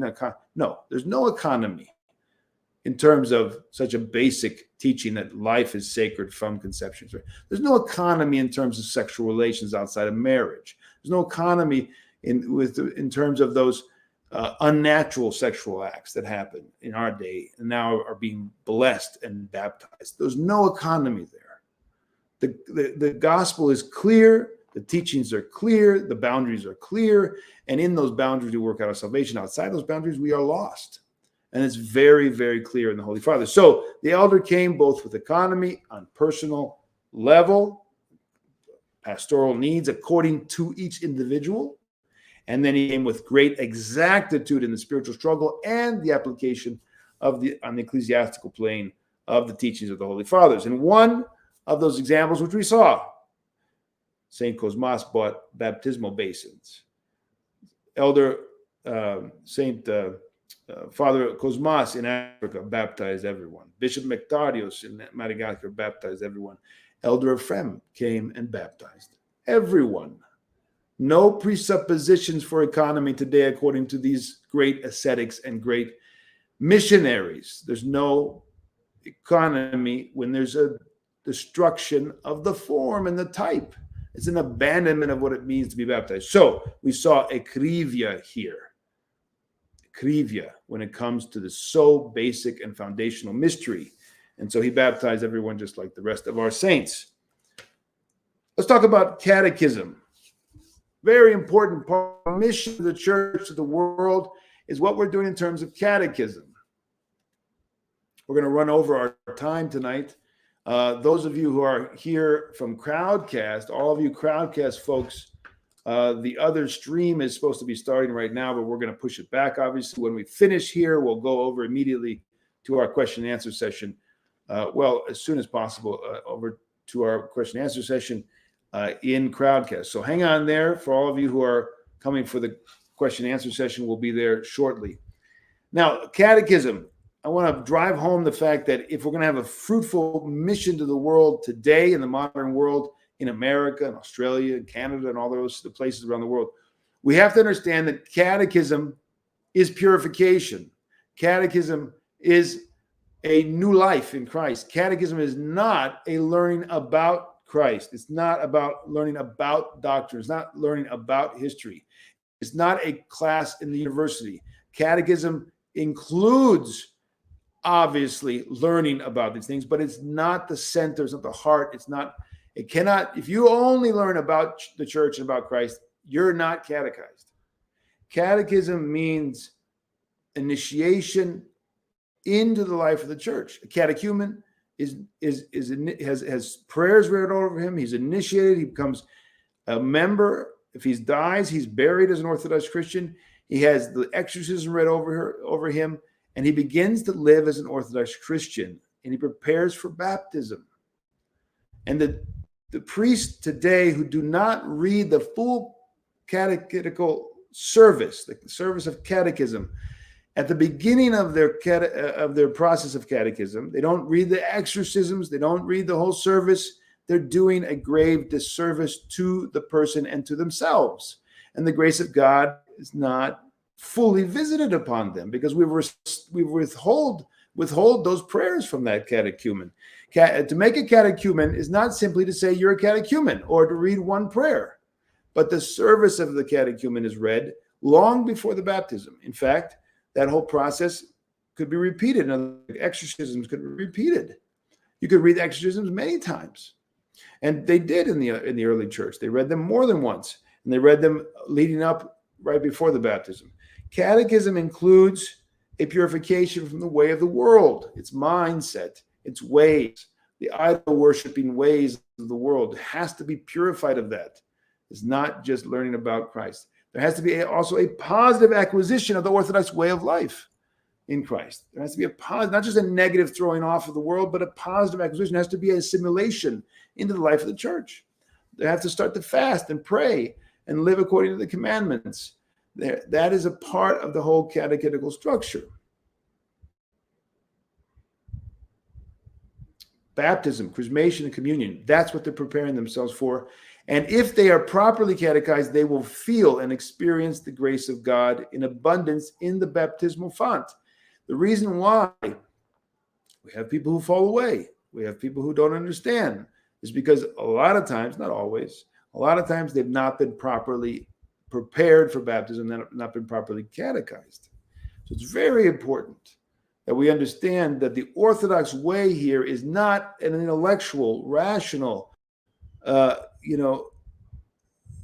just a question of learning about, but an initiation into the life of the church and a throwing off of the old man. And that takes time. And so it's another reason today for the length of catechism to be reestablished as it was in days old. In the ancient church, they had 3-year catechism. And that was because that's how long it took the Lord to initiate the apostles and led up to Pentecost.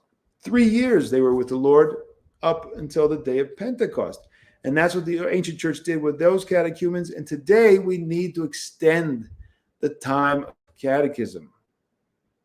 We're all immersed in an idolatry, a worshiping of the flesh, a worshiping of our eye, what our eyes see and our ears see. We're all enmeshed in this idolatrous way of life. And we need to throw that off. It takes time. So we've got to prepare ourselves and be purified. And we need to be confessed before baptism. There's a life confession that needs to be read for all of us who are going to be baptized. And all of that, if it's done properly and we're weak, we might make mistakes, but if it's done with love and patience and thoroughness, it's going to make a huge difference in the life of the church.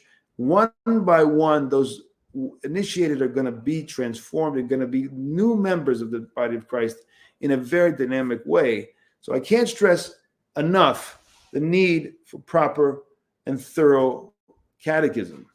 Cannot stress it enough. And I mean by that, of course, the process of purification leading up to baptism. Of course, in baptism, they're thoroughly purified and all the sins are forgiven and illumined, and with chrismation given their own Pentecost. But that process begins long before the moment of baptism.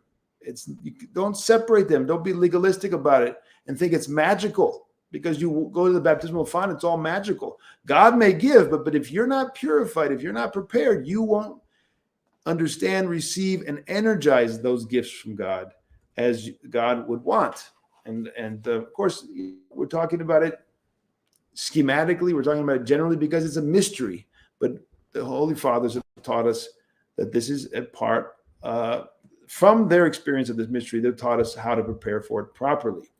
So the exorcisms, very important in our day and age. We have many, in much sudden increase in demonic activity in the world. There needs to be attention paid to the exorcisms. Again, they're read at the catechetical service when they're made catechumens. They're read again as many times as the priest deems necessary leading up to the baptism.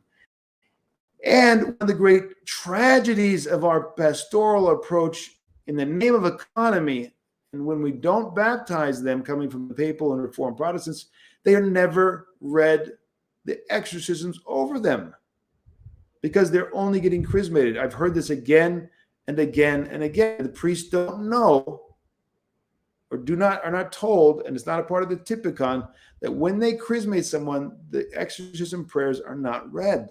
But that's a tragedy.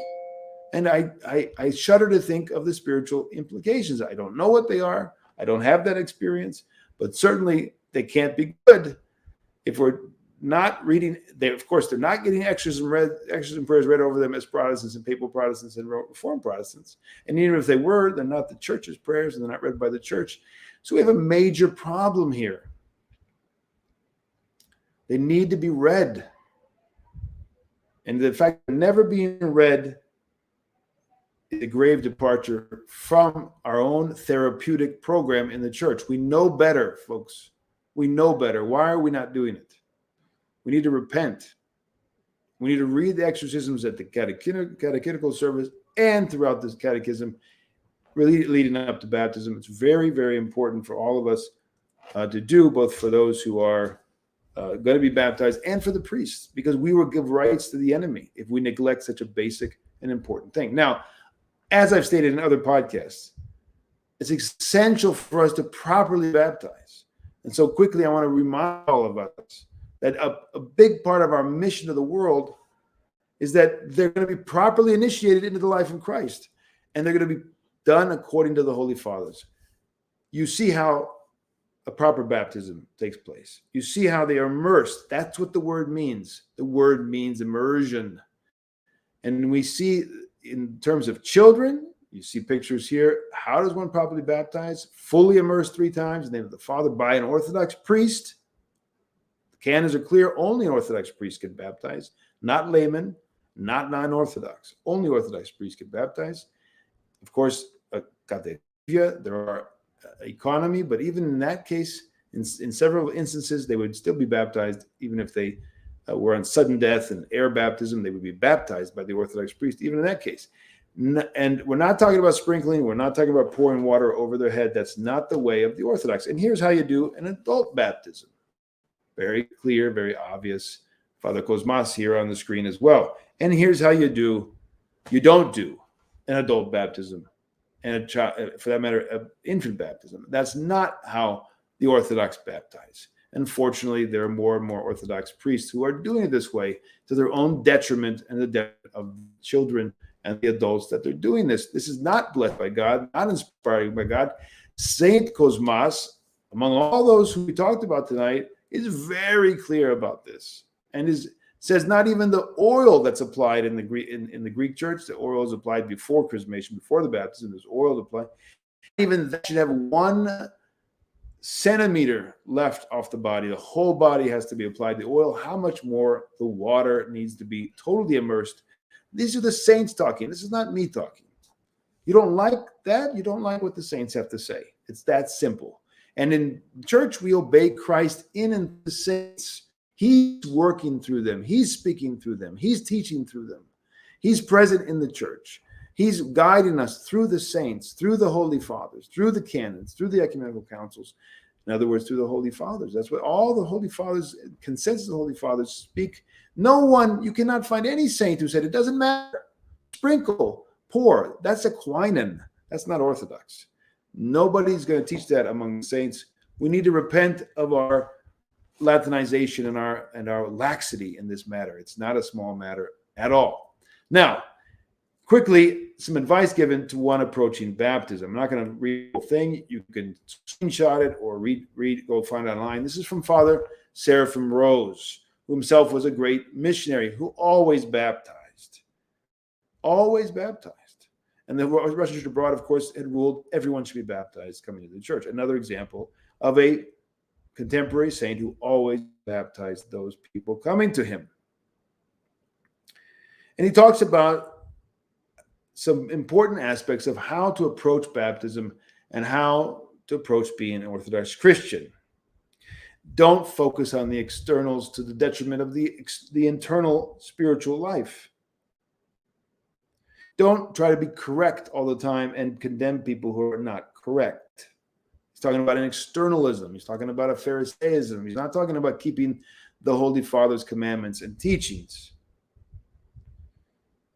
So we're coming to receive Christ, and through and in the teachings and the form, that's where we're led. If we're not reaching Christ, but we're remaining on the externals and the superficial, and we're turning Orthodoxy into an ideology, well, then we're not going to be, we're not on the path of salvation, ultimately.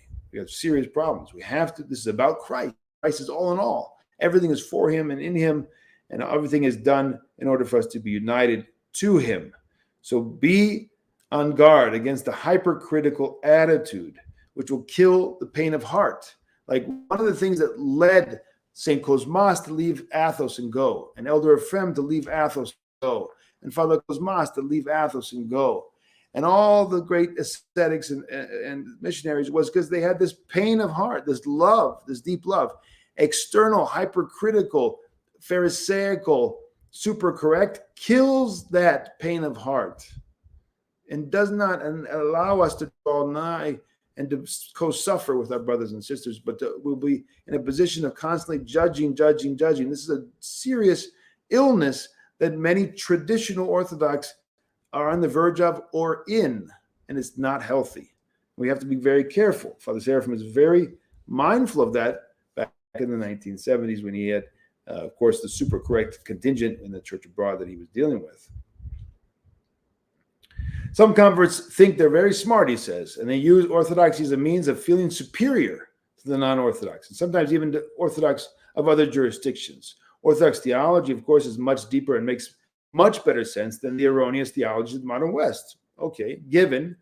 Nonetheless, he says, our basic attitude towards it must be one of humility and not pride.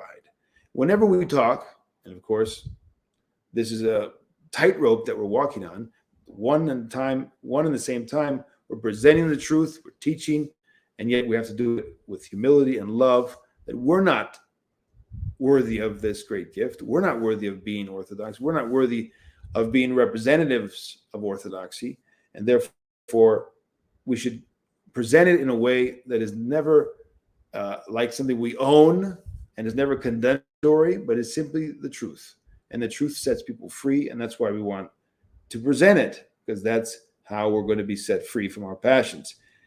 So we must not enter into this, we know better and we're better, and finally we're going to walk away, Father Seraphim says, from the church entirely, because we're not going to listen. We're going to become like Protestants who just say, well, we know better. Let's split the church up again and again and again and again, 35, 45,000 times.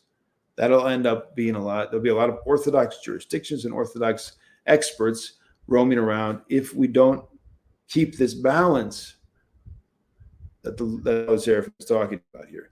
Remember that your survival as an Orthodox Christian will depend very much on your contact with the living tradition of Orthodoxy. Very important. Oh my goodness, very important. The living tradition of Orthodoxy means that you're in contact with contemporary saints, the disciples of their saints. You're talking about with holy women that are struggling, pious priests. That's the living tradition of Orthodoxy, where it's kept in human beings and not an ideological approach through debates and reading about the spiritual life or reading church fathers alone. That's not enough. You got to be connected and come under obedience. And that's what it means to imitate and to follow the Holy Fathers, because that's what they did. They weren't engaged in ideological debates. They were engaged in defending the faithful, and they had to write those things. But their main goal was to live the faith and to be in communion with the Lord and the church. So if we're not doing that, then we're not following the Holy Fathers. Even if we talk a good game, we're not following the Holy Fathers. There's something, he says, this is something you won't get in books, and it can't be defined for you. If your attitude is humble and without hypercriticism, if you place Christ first in your heart and try to lead a normal life according to Orthodox discipline and practice, you will obtain this contact. So there you go. He gives us the criteria. How are we going to have contact with the living tradition of Orthodoxy? Place Christ first, lead a normal life according to Orthodox discipline and practice, and God will guide you down that narrow path. Alas, most Orthodox jurisdictions today are losing this contact out of simple worldliness, secularization, the spirit of the world. But there is also a temptation on the right side, which proceeds from the same hypercriticism I just mentioned. The traditionalist old calendar church in Greece today, he was given an example in his day, is in chaos. It's 1970s. It's in chaos, he says, because of this one jurisdiction fighting and anathematizing the other and all the rest.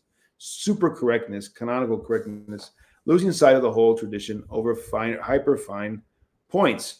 So there you go. Seraphim gives us the royal path for all of us, all of you who are coming, and for those who are going to be giving advice to people who are going to be baptized, and for those of you who are on the path to being baptized. Now, Archbishop John's vision, and then I think we're almost done. Archbishop John's vision of missionary work from Father Seraphim Rose. Archbishop John believed that in whatever land an Orthodox Christian found himself, it was his responsibility to venerate and pray to its national and local saints. Whenever Archbishop John had been, wherever he had been, China, France, Belgium, Netherlands, Italy, Serbia, Tunisia, he had researched the lives of the local Orthodox saints. He had gone to the churches housing their relics, performed services in their honor, and asked the Orthodox priesthood there to do likewise. By the end of his life, his knowledge of saints, both Western and Eastern, was seemingly limitless. St. John, from a young child, loved the saints. That is so beautiful and so important.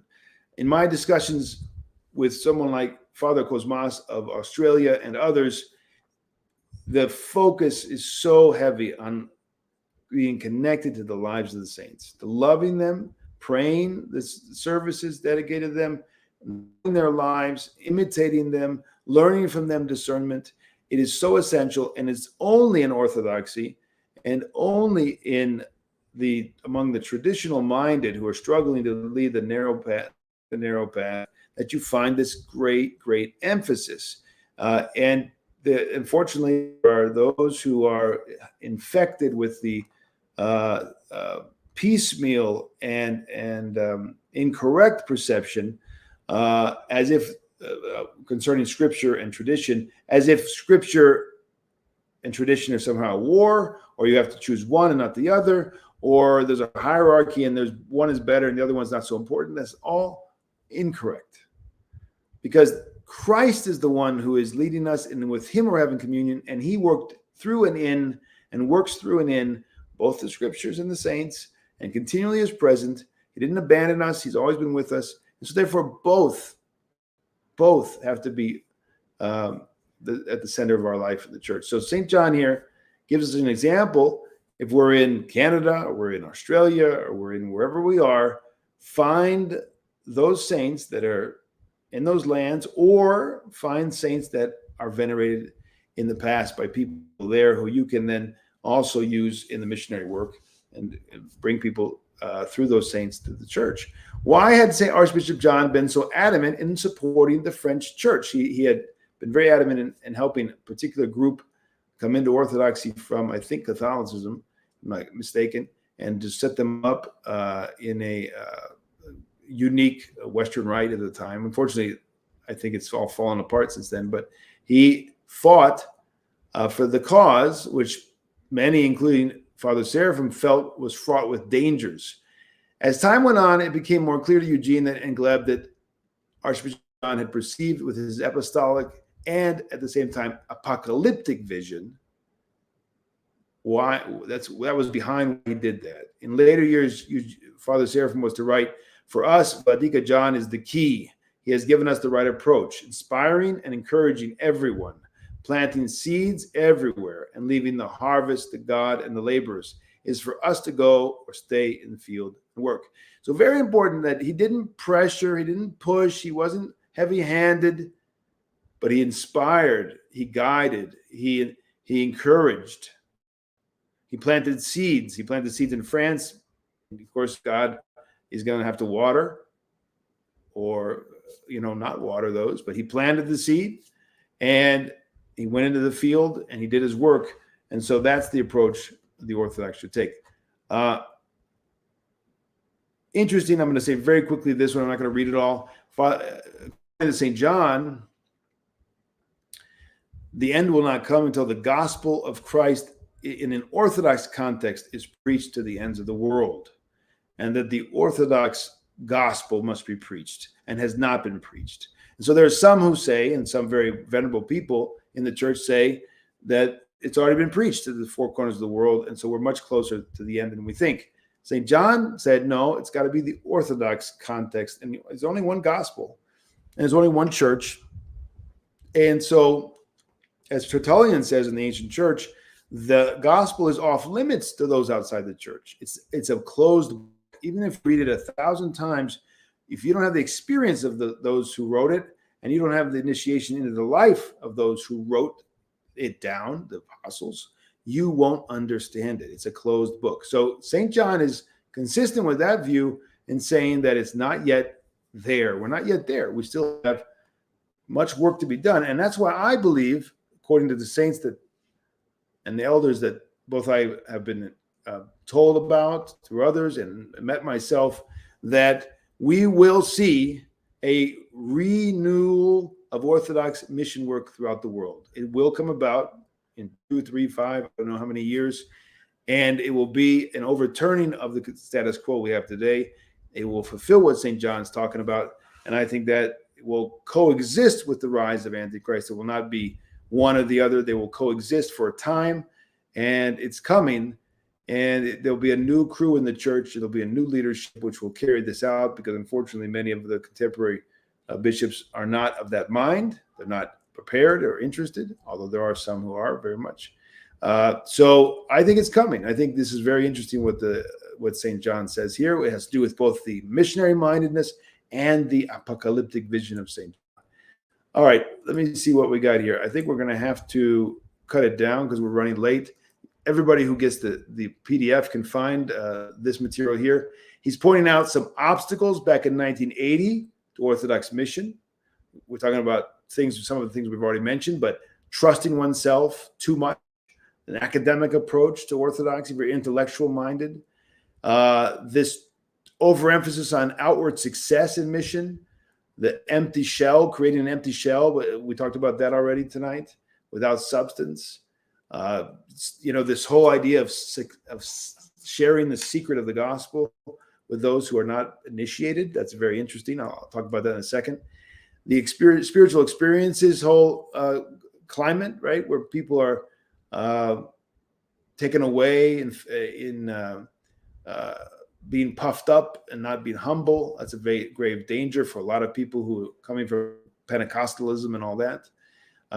Gives us a remedy and sober distrust of oneself, constant grounding in the Holy Father's lives of saints' counsel. Also, this tendency of people to be discouraged and give up. We see that. People just give up. Oh, I can't do it anymore. I can't struggle. I can't pray. I can't fast. I'm no good. This is a terrible thing. We have to fight with all our strength. The problem there is that we have an overemphasis on the outward side of things, what other people are saying and doing.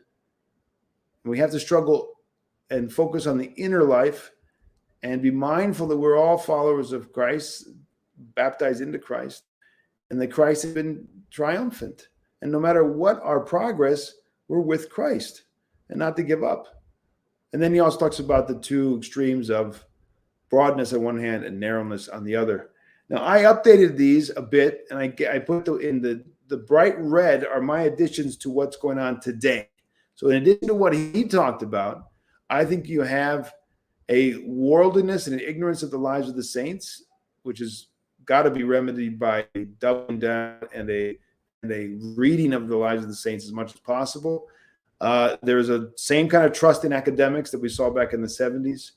There's the same problem with exposing the inner life of the church through live streaming and through all of this success-oriented, external-oriented thing, which we don't understand. When we do that kind of thing, we don't understand the inner life of the church is not meant to be shared like this. We don't talk about the inner life of the church. We don't put it on the internet. We don't put it on live stream. It's a big mistake. And this is even worse than what he had back in his day. We don't do 5-year plans. We don't have this whole emphasis on success, but on faithfulness. Today, of course, ecumenism is far worse than it even was in the 70s. There's a blurring of the boundaries, common prayer, erosion of the dogmatic conscience. This is a grave threat to the Orthodox mission, major obstacles for Orthodox mission, probably the gravest of all. We have people who are isolated, scandalized by the clergy, scandalized by schisms. They're giving up because they don't have good examples. They're listening to the world. They're overemphasis on the outer side, public opinion. This is definitely going on today. And then there's this whole problem with not being thoroughly catechized, which we also addressed earlier in the program. Now, 2 last slides. about what we can do and to engage in Orthodox mission using contemporary means, as does Metropolitan Neophytos of Morphu, who we've talked about, who uses the means of his speeches and talks online, and he's got a tremendous following all around the world.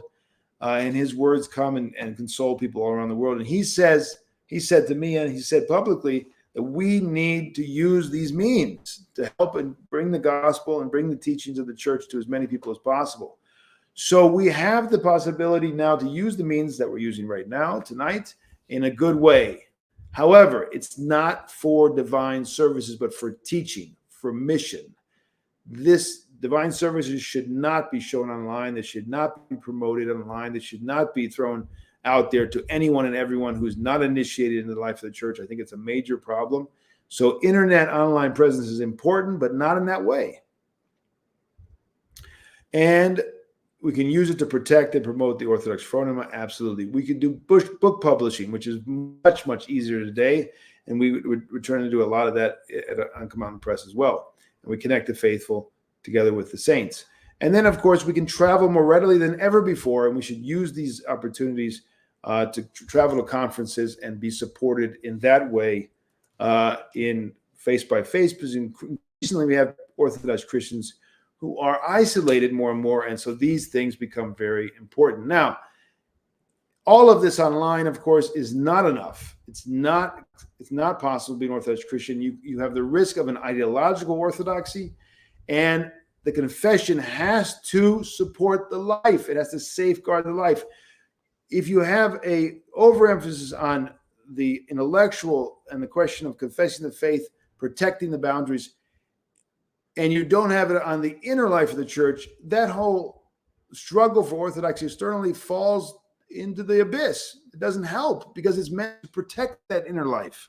So if the inner life is not lived, then that whole protection loses its importance. You've got to move beyond that. If you're very intellectually oriented and you spend all your time and energy on talking about the faith, you're making a mistake.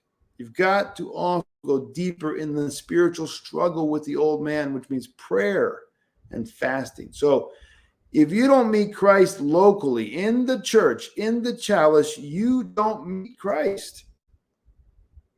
Because Christ is incarnate. Christ is in our midst, and he chose to be communicated in that way. He wants you to eat his flesh and drink his blood. That's what he said. And he means the Holy Eucharist. He means the divine liturgy. So if you're not connected locally, then this is a major problem. And I know there are many people out there who've been disconnected locally because of the scandalous practices of many today because of COVID and all the rest. Well, we've got to reconnect. It means once a month, so be it. But you've got to struggle to get connected. Again, there's no church outside of that local church. That's where we meet Christ in space and time, not in the internet. The internet is a means to teach and guide and protect and confess, but that's not enough. That's just the shell of orthodoxy if we remain there. And find that little corner of orthodoxy. It doesn't matter if it's small. It doesn't matter if it's in a house. It doesn't matter if it's in a strip mall. It doesn't matter. But what matters is that it's genuine, it's prayerful, and it's not according to the world. That's the criteria. Find that. It doesn't have to be great. It doesn't have to be grand. It doesn't have to be special. It needs to be orthodox, humble, and struggling to lead a narrow life on the narrow path. All right, that is the end of this presentation, Orthodox Mission, Means, Methods, and Mindset. I hope it was beneficial for you. I hope I've connected you to the sources. I hope you go back and you read more of Father Seraphim, Father Kosmas, Saint Kosmas, Elder Ephrem. These are some of the sources. Saint Herman, Saint Innocent of Alaska. There are many, many, many. Saint Nicholas of Japan. I could have talked a lot about him well tonight, but don't have enough time. And hopefully you'll go deeper and you'll understand how you can become a missionary, whether you're a layman or not, in your own way, in your time and space. But you've got to go deeper first and foremost. That's a prerequisite, ascetic struggle, and going deeper and being connected locally to the church. And then from there, there's much, much, much that one can do. Now, in this last slide that you're seeing, I'm showing you a picture of a after a baptism I don't know the exact details, but I think it's after a baptism, and the person on the left was not baptized during this service, but the person on the right was, and she's glowing, and the shining with the uncreated light by God's providence. This is a picture was taken. It's been circulated for a long time. Probably a lot of you already know about it, but this was a miracle that happened in New Mexico, in Albuquerque, at the Antiochian Parish there. And it's showing this mystery of the grace of baptism. And so I think this is a good picture to show what is the end of Orthodox mission. What does it lead to? It leads to the participation of each individual in the uncreated divine energies of God in the holy mysteries. And this is a foretaste of paradise and of heaven. And so I think that's a good picture there to end with. All right, we're going to go very quickly. Let's see. There we go. We're going to go very quickly if we have any questions tonight. If we have any questions tonight, because we have a question and answer session we're going to go to right over there now in Crowdcast. And frankly, I don't even know if I can field the questions tonight because we do not have somebody fielding questions in YouTube. Let's see if John, are you fielding questions? Are you here tonight? I didn't know if you're going to be here tonight. Do we have any questions? Let's see.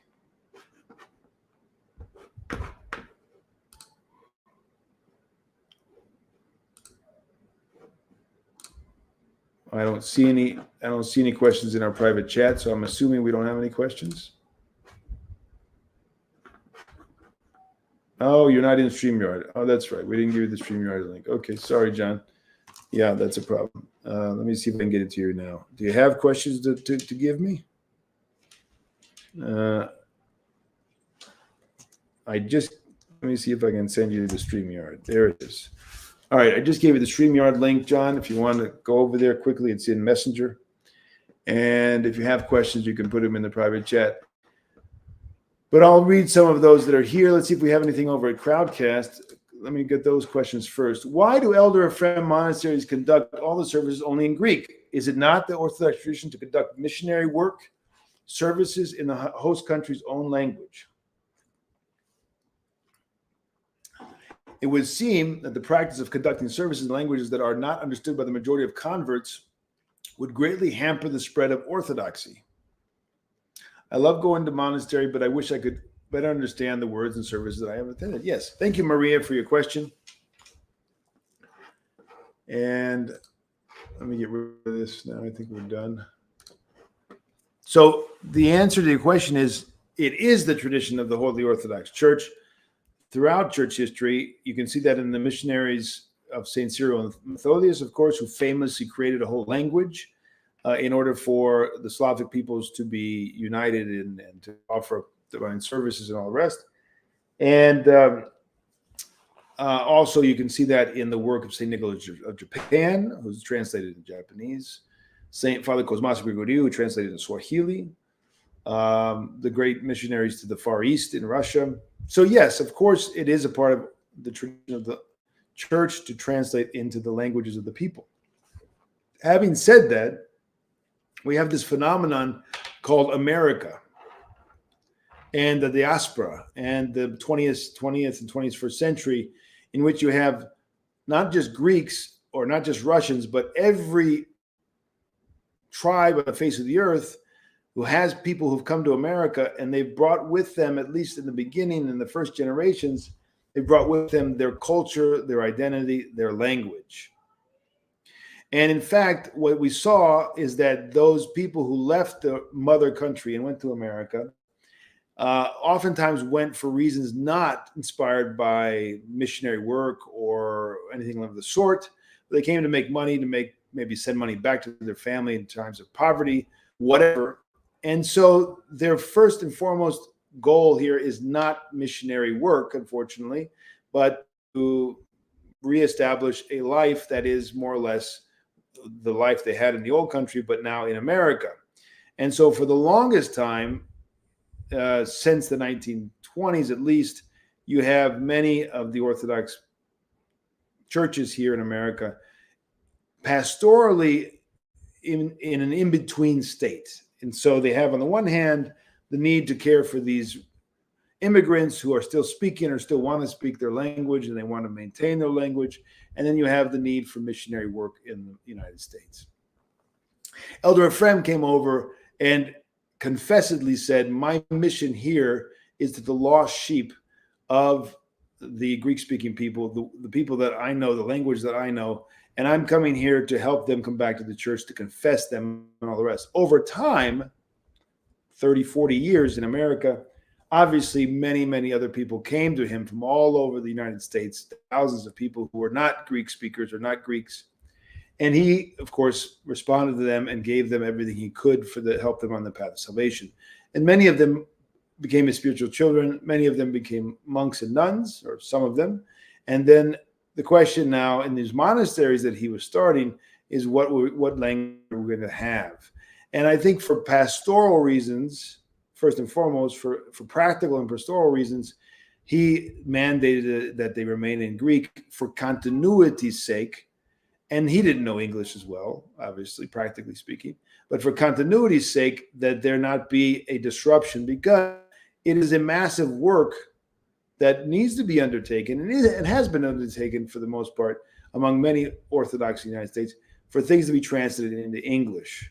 However, that's not been done by the monasteries, and I don't know if they have the ability to do that. And so there's a number of practical and pastoral questions that arise as to what translation we'll use. Will we have to make a new translation? How will we chant in English? Will the monks and nuns, who are the first and foremost the people who are living in the monasteries, if they don't learn Greek, will they have a problem assimilating and understanding monastic life and the life that has been passed down by the elders from Greece? So I think on that level, we have something a little bit different than a lone missionary going to Japan or a lone missionary going to Africa or to the Slavs. It's a different reality in America. There's a lot of pastoral and practical implications and difficulties. Ideally, we would like to see all of these monasteries, or at least some of these monasteries, start new services in English at some point for the sake of the mission of the church.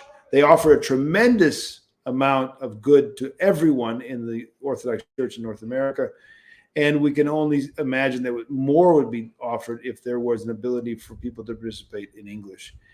That's going to take time, and it probably is not going to be done by all of the monasteries, but some may adopt that, or there may be new monasteries started from those. I don't know. Only God knows. But I just want to stress that one at the same time that is an Orthodox principle. There are extenuating circumstances in North America, and there are practical and pastoral reasons why they still use Greek, or they will continue to use Greek. That exception and that economy, so to speak, does not overrule the basic principles of Orthodox missionary work. They somehow coexist. And so I don't know what else to tell you, because I'm not a representative per se of the monasteries. You might want to go and ask the monasteries and the fathers there yourself. Question: is a baptism that did not include covering in oil an incorrect baptism? It seems that the Russians and others don't do that. So that tradition is not universal in the Orthodox Church. Not all Orthodox churches and traditions have a covering of the body in oil before immersion in the water. So I don't know what to say. I don't know what to say in terms of how those things developed over time and why there's a discrepancy. I imagine that it would be very hard for me to imagine that there's any organic problem with the mystery, because there's not oil used all over the body. There is oil used in those traditions, but only a little bit. So I would say that it's something that there's a little diversity, but it doesn't affect the mystery. I don't think anybody can't imagine anybody saying, yeah, it affects the mystery. That would be really quite amazing. Question from Joachim: any advice for someone who's about to be a godparent? Take it very seriously. You're spiritually going to be responsible before God at the second coming for whatever you have done or not done to assist in this godchild's spiritual life. The church takes it very seriously, and you should too. Having said that, they're free, and if they turn away and freely depart from the path of Christ, you're not ultimately responsible for their free choices. But insofar as we do not pray for them, at least that much, and do not assist them and do not send them encouragements and maybe books to read and help them properly on the path of salvation, we are negligent of our duty. So I think you need to be very mindful of that and begin. Your role is to support the spiritual life. Don't make it into a social event. Don't make it into a role of a societal communal role. That's not what you should do. You should keep it spiritual. And if they depart from that, that's their problem. But you should do your duty to communicate the spiritual life to them as much as possible. A petition for prayer from Fabio in Rio, down in Brazil. Please pray for the mission in Brazil, in Rio. And if you want to go, there's an Instagram link there, Vicariatori with a J at the end, Vicariatorj. That is from Fabio. Thank you, Fabio, and God bless you and good strength to you. And one more question from Joachim: How would you learn to love your enemies more? Well, in all things, there's violence to the old man is necessary in all things, and so to love the enemy is to see past the passions and the stance that they have maintained against you, and to see, in spite of that, the image of Christ, and to say that I'm loving Christ by loving that person or those people who hate me or desire something bad for me. They've made themselves my enemies. I don't hold them as enemies because I see beyond their passions and the enemy's hatred of them. I see God's love for them. And therefore, I want to be like God. I want to be like Christ. And I'm not going to lose sight of that. I'm always going to maintain, no matter what they do, that they have the image of God. Now, they might have blurred it. They might have blackened it. They have departed far from his likeness, but it'll never be entirely extinguished. And therefore, I can still love Christ through them. Pray for them. Pray that you have more love for them. Do violence to the old man who wants to react and hate as well. That is clearly a destructive path for us. We don't realize that when we hate back, when we make them our enemies, we are destroying ourselves. We're destroying ourselves, brothers and sisters. It's not in our best interest to do that. So let's see if we have, oh my goodness, we're not going to be able to get to the questions. There's so many questions. Okay. So our folks over at Crowdcast, I don't see how we're going to get to your questions in the question and answer session. We'll see what we can do. We might have a short-lived question and answer session tonight. All right. Is the use of the Western Rite as a missionary tool something with patristic basis, devising a rite specifically to appeal to a population that aren't even asking for it? Well, the Western Rite is not one thing. So first of all, we have to realize that there's been many attempts in many different places with different backgrounds and different people. So I don't think we should generalize and say the Western Rite is X, because I've had myself experiences with different kinds of Western Rite attempts, and they're not the same. And then I've had many other people say, well, we don't do that, we do this. So that's the first thing. St. John's attempt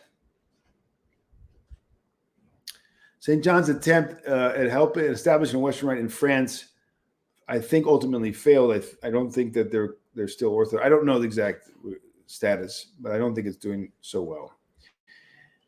So it is an attempt to redeem that which was lost to the church. It's an attempt to bring back to the church that which was lost, and I think that's a basically Orthodox perspective, right? The Orthodox are always trying to redeem culture, redeem the past, and so on that basis, the saints, St. John, St. Tikhon, and others saw and embrace this. Practically speaking, I see a lot of problems. I see a lot of obstacles for this to be successful. I had an experience with it personally. My father initially, when he became Orthodox from the Anglican Church, he was received into the Western Rite of the Antiochian Diocese, and he served as a Western Rite priest for about 8 years, and then he eventually left and realized that it was not going to work for him. And so I have experience with it, and I would say that the biggest problem is that it's very hard for them to be grafted onto the holy tradition in that setting. They're basically, in my experience, they were continuing more or less like Anglicans, now without the filioque, now under obedience to an Orthodox bishop. But much of what they did not change whatsoever from the Anglican days. And of course, how would it if they don't have examples? And this is all being created ad hoc. And so talk of it going back 1,000 years, talk of it being an Orthodox expression 1,000 years ago really is hard to believe, because they need to be grafted onto the church as it is in time and space. All of us need to acquire the Orthodox ethos, the Orthodox way of life. We need to fast, we need to pray, we need to follow the calendar. Can that happen practically? I don't know. I can't say definitively, but I have doubts. I think it's a very hard mountain to climb, and I pray that I'm wrong, but my experience so far has not given me to be super optimistic about the ability for that to actually work and to be fully Orthodox in all ways, and to commemorate the saints and all the rest that we do in the church. So anyway, I think I've answered this a number of times. Thank you very much to Pike of Terra Nova. Thank you very much for your kindness and graciousness in donating to our work. Question from Joe. I have a quite serious medical condition at the moment, and I'm struggling to get the proper treatment. If people would consider praying for me, I would really appreciate it. My Christian name is Joseph. Thank you, Joseph. God help you. Everybody pray for Joseph, who has a serious medical condition. Living Orthodoxy, Father Mikhail, thank you very much for your donation and to our work. Appreciate it. God bless you. Pancho Villa. Does the Eastern Orthodox Church trust the author of the Gospel of James or the Proto-Evangelium of James? From what I've read, it's attributed to Tatian and Enkrati Gnostic. No, it's not a part of the Gospel. It's not a part of the Holy Scriptures, of course. Aspects of it have been used in iconography or in hymnography, to my knowledge, and there are some texts from the ancient church that have been used to a certain degree for describing that which is not apparent in Holy Scripture.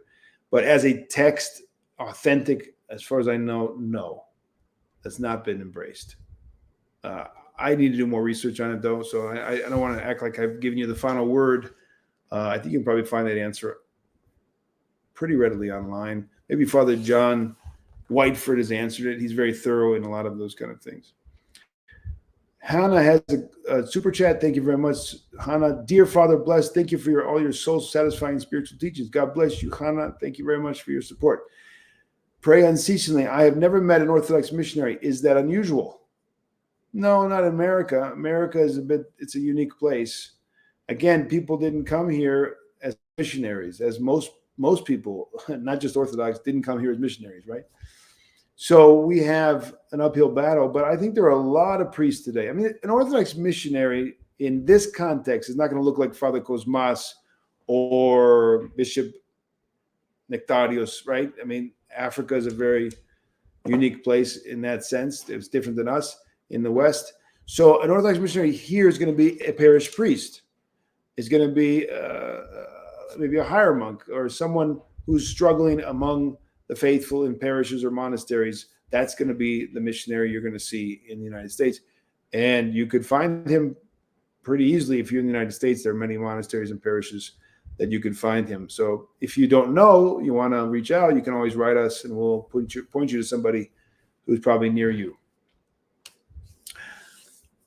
You just said the father has the final words at the house, yet in the question and answer you said he does not. You see how that comes off as confusing. I never said he doesn't have the final word. Like the father has to make the decision at some point, but a good father will always consult and be humble, and he'll delegate, and he'll seek the advice. Even in the monasteries, where the elder is basically the absolute ruler, so to speak, he has a hierondia in Greek, which means it's like a council of elders, the oldest monks in the monastery, and he meets with them regularly, and they discuss the matters. And many times he'll defer to them. So it's not a tyrannical kind of power. It's not like I'm in charge, do what I say kind of thing. That's not how it happens. And that's not how it should happen. And so that's what I was trying to communicate, I think, in the question and answer session. Byzantine Ladybug, is there a way to access the videos Father Peter just referenced? African Mission Church chanting. Well, you go online, you go to YouTube, and you plug in, maybe in Greek. I don't know if there's in English, but let's see. You can find chanting from the mission in Zaire or in Congo. That's one thing to plug in. And then I think it's in particular, you're looking for the Church of St. George in Kolwezi, Kolwezi, Kowleizi, Kolwezi, K-O-W, I think it is, Kolwezi, or is it K-O-L? KOW. It's a city in southern Zaire, and that's where the church is, and there's some beautiful chanting from there. Maybe that'll help. Or Bishop Meletios, services by him that have been recorded and put online. Hello, Father Peter. God bless you. My wife says God revealed himself to her through dreams.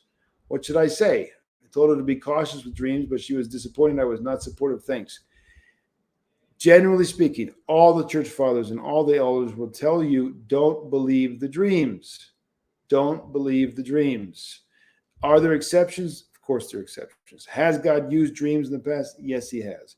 Is there a reason for that? Yes, because in his righteous ones, they're more supple and their soul is sensitive, and they respond and they communicate in sometimes half awake, sometimes dreaming, and he uses that thing. But the devil can also do it. The devil can come as an angel of light.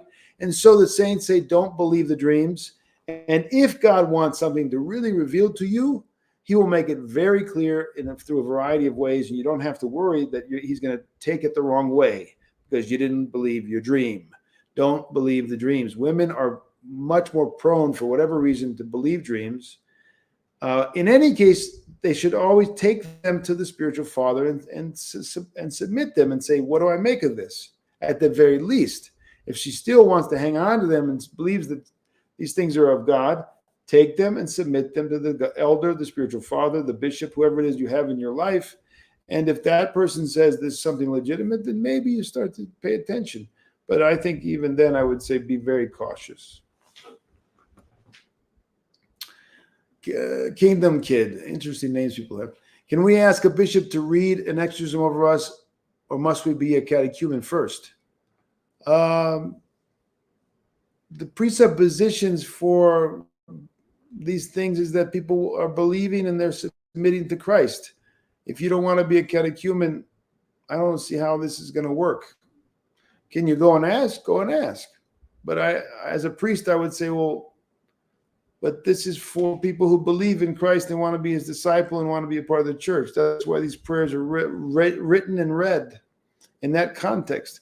If you say, I'm autonomous, I'm not a disciple, I don't want to submit, why are you asking for the prayer? Does that make sense? Trench, you have a lot of questions, Trench. I'm always amazed how many questions you have.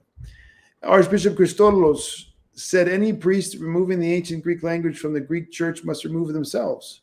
Should any Greek stay in the U.S. Greek church? He said traditional liturgy of the Orthodox does much more for the faith than what precise understanding. Now, so in Greece and in America, we have two very different contexts, so I don't think they're applicable. In Greece, it makes perfect sense why a bishop and elders would say this Greek language is not going to change because, frankly, they can understand. People can understand in Greece if they want to. It's not hard. The language is not that different. If they put themselves a little work, they can understand. And it's very difficult to change all that and translate that and chant in modern Greek. It does not seem either wise or practical. And so I think in that context, is a totally different context. It's like the language of the people is it's far from the language of the people. At least the Divine Liturgy and many of the services that are unchangeable, people can understand. Now, having said that, that's something that's in America. Is it the same thing? No, we have a missionary setting here. We have many, many Greeks who don't understand Greek. So obviously it's not the same, and it's going to be a different rule. It's going to be a different application in America and in Greece. David Atkinson, if a baptized Roman Catholic is chrismated but not baptized into the Orthodox Church, they need to have an Orthodox godparents. Well, again, as I said in my talk tonight, the saints are not doing that. They're not endorsing that. The elders, the missionaries that we talked about tonight, none of them did that. And it's very problematic that there's no exorcisms read over those people who are chrismated. And I don't know what it means to have a godparent for chrismated people. It's a good question. What are the implications? I think so. I don't see why not. But I think that that's a bad practice. God help us. Many people around me, including my family, have unfortunately completely bought into modernism and secularism. How can I, as a layman, missionize them? Well, I don't think you're going to missionize them in the sense you're going to go preach the gospel to them if they're really negative. There has to be a good uneasiness. The missionaries don't go preaching on the streets to individuals who are not interested. They don't put the pearls before swine. St. Paul went to the people who he thought would already have a good disposition, and he didn't go back again and again and again. So if there's no good disposition, there's actually negativity. You don't go preaching and throwing the pearls before those who don't respect them and don't want them. Having said that, in a context of a parent, of a relationship, of a family, you're going to have to be very long-suffering, very prayerful, and you're going to have to approach it always indirectly most of the time if there's no good disposition.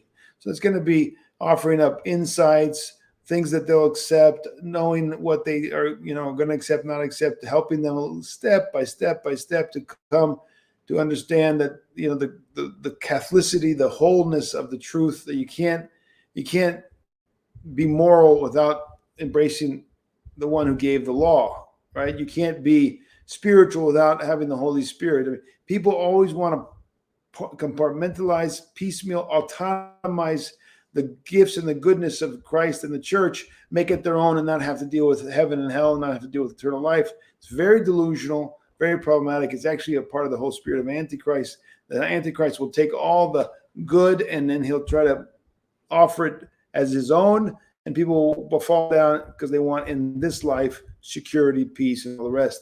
So we have to be careful that we're not going to go and try to get them for some ulterior motive or some practical reason to buy into Orthodoxy as if they can take what they like and walk away, and that's going to be salvific. People have to come to love the Lord Jesus Christ, to embrace him and his body, and to become members of it. That's what salvation is all about. So, having said all that, you're going to have to pray, give good example, and give good examples from intellectually, but mainly your own life. And it's going to take time, and they may not understand. You have to leave them free. You can't push people into loving Christ. But that's a missionary endeavor you have. Doesn't mean you're just indifferent. You're going to pray fervently. You're going to ask God to enlighten you, to guide you, to offer that when they have a good disposition, offer them and give them a good example. That's a lot of work right there. Another question. Couldn't the use of traditional language in liturgies instead of the vernacular increase the level of awe and mystery in the language liturgy for the faithful? Well, I don't think it's one or the other. The royal path here is the best language available in a particular setting, right? So English language, we don't use modern English. In other words, the English of the last 50 to 100 years. That's not an Orthodox approach. And I'm very much a stickler on this, and I'm opposed to usage of contemporary. When I say contemporary, I mean contemporary usage, that which is used on a daily basis. In other words, Orthodox have always chosen the best of the language. Even in Greek, it's very difficult Greek. It wouldn't have been the common language in the 7th century. It wouldn't have been the people on the street, the literate people. They wouldn't have spoken this language.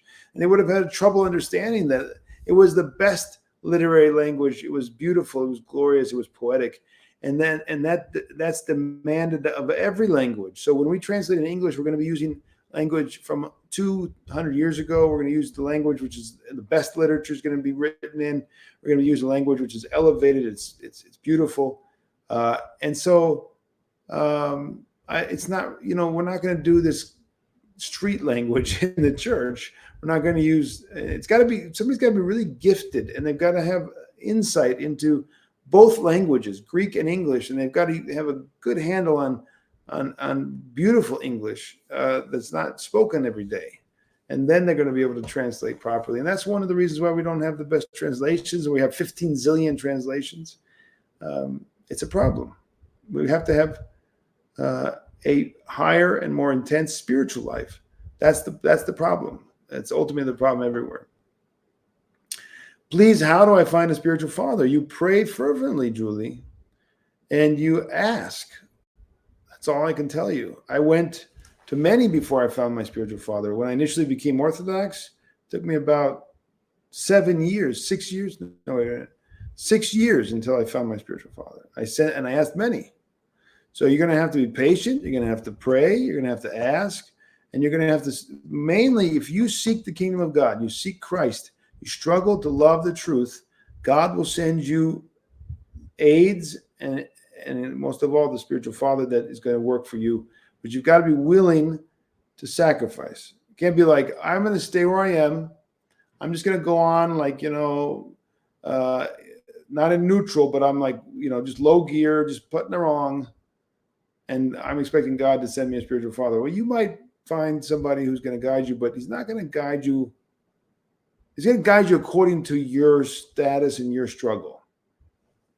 And it's irrational for us to ask for great, great, great spiritual fathers when we're not struggling, when we're not making a lot of progress. So that's first and foremost, then prayer, and then patience, and then ask. Find somebody to ask. It might be somebody on the other side of the earth. I don't know. I don't know where he's going to be. It might be somebody who's you're going to see 4 times a year, 3 times a year. That's okay. It's better than nothing. And they can guide you from afar. That's increasingly what we have in the Western world because of the distances.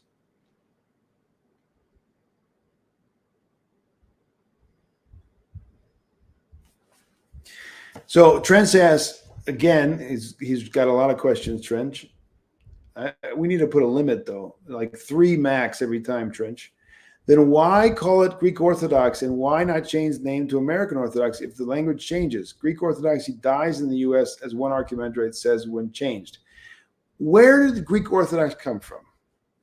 Can you tell me, please? Ecumenical Patriarchate is not called Greek Orthodox. That would be antithetical with its role and mission. In America, the Ecumenical Patriarchate exists. The Greek Orthodox Church, the Church of Greece, not the Greek Orthodox Church, the Church of Greece, in other words, the country Greece has a local church. It's called the Church of Greece. Does not exist in North America. And they don't call it Greek Orthodoxy in Greece. Why are we calling Orthodoxy Greek, Russian, Serbian, and all the rest? Why? Did you know that for the vast majority of the history of the Orthodox Church, there was none of that? It was Orthodoxy. And if it was anything, it was Roman Orthodoxy because it was Romi. And everybody who belonged to the Roman Empire, they were Orthodox. And all the emperors were Orthodox and all the rest, from Theodosius to the fall of Constantinople. That's the largest period of time that the Orthodox Church, it's a continuous identity there. And it was not ethnically focused. It shouldn't be called American Orthodox either. It shouldn't be called Greek Orthodox. It should be called Orthodox, the Orthodox Church, the one holy Catholic and Apostolic Church. This whole focus on language and ethnicity is secondary. It's a secondary identity.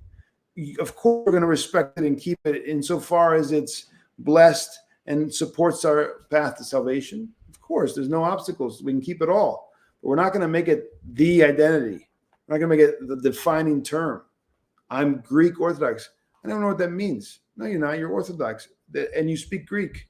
And you come from Greece. Okay. But that isn't, Greek is not a, the Orthodoxy doesn't allow for that kind of, what's the word I'm looking for? You know, it's beyond that. And it's one, and it's all over the world, and it means the church. So anyway, I just think that the whole, it's a dissolution that's been happening in Orthodoxy for hundreds of years. It doesn't actually correspond to the patristic vision of Orthodoxy, that whole focus. And it would do much better if we didn't perpetuate it. All right, that's it for tonight, guys. God bless you. Good to have you. Hopefully this has helped you. All those who are on Patreon will get a PDF soon, and all of you who want to continue the discussion, I have another half an hour. We'll launch on Patreon immediately when I sign off here, and we'll have a half an hour of discussion over there. God bless you. We'll see you on Tuesday for the next lesson in the Revelation series. All right. Good night.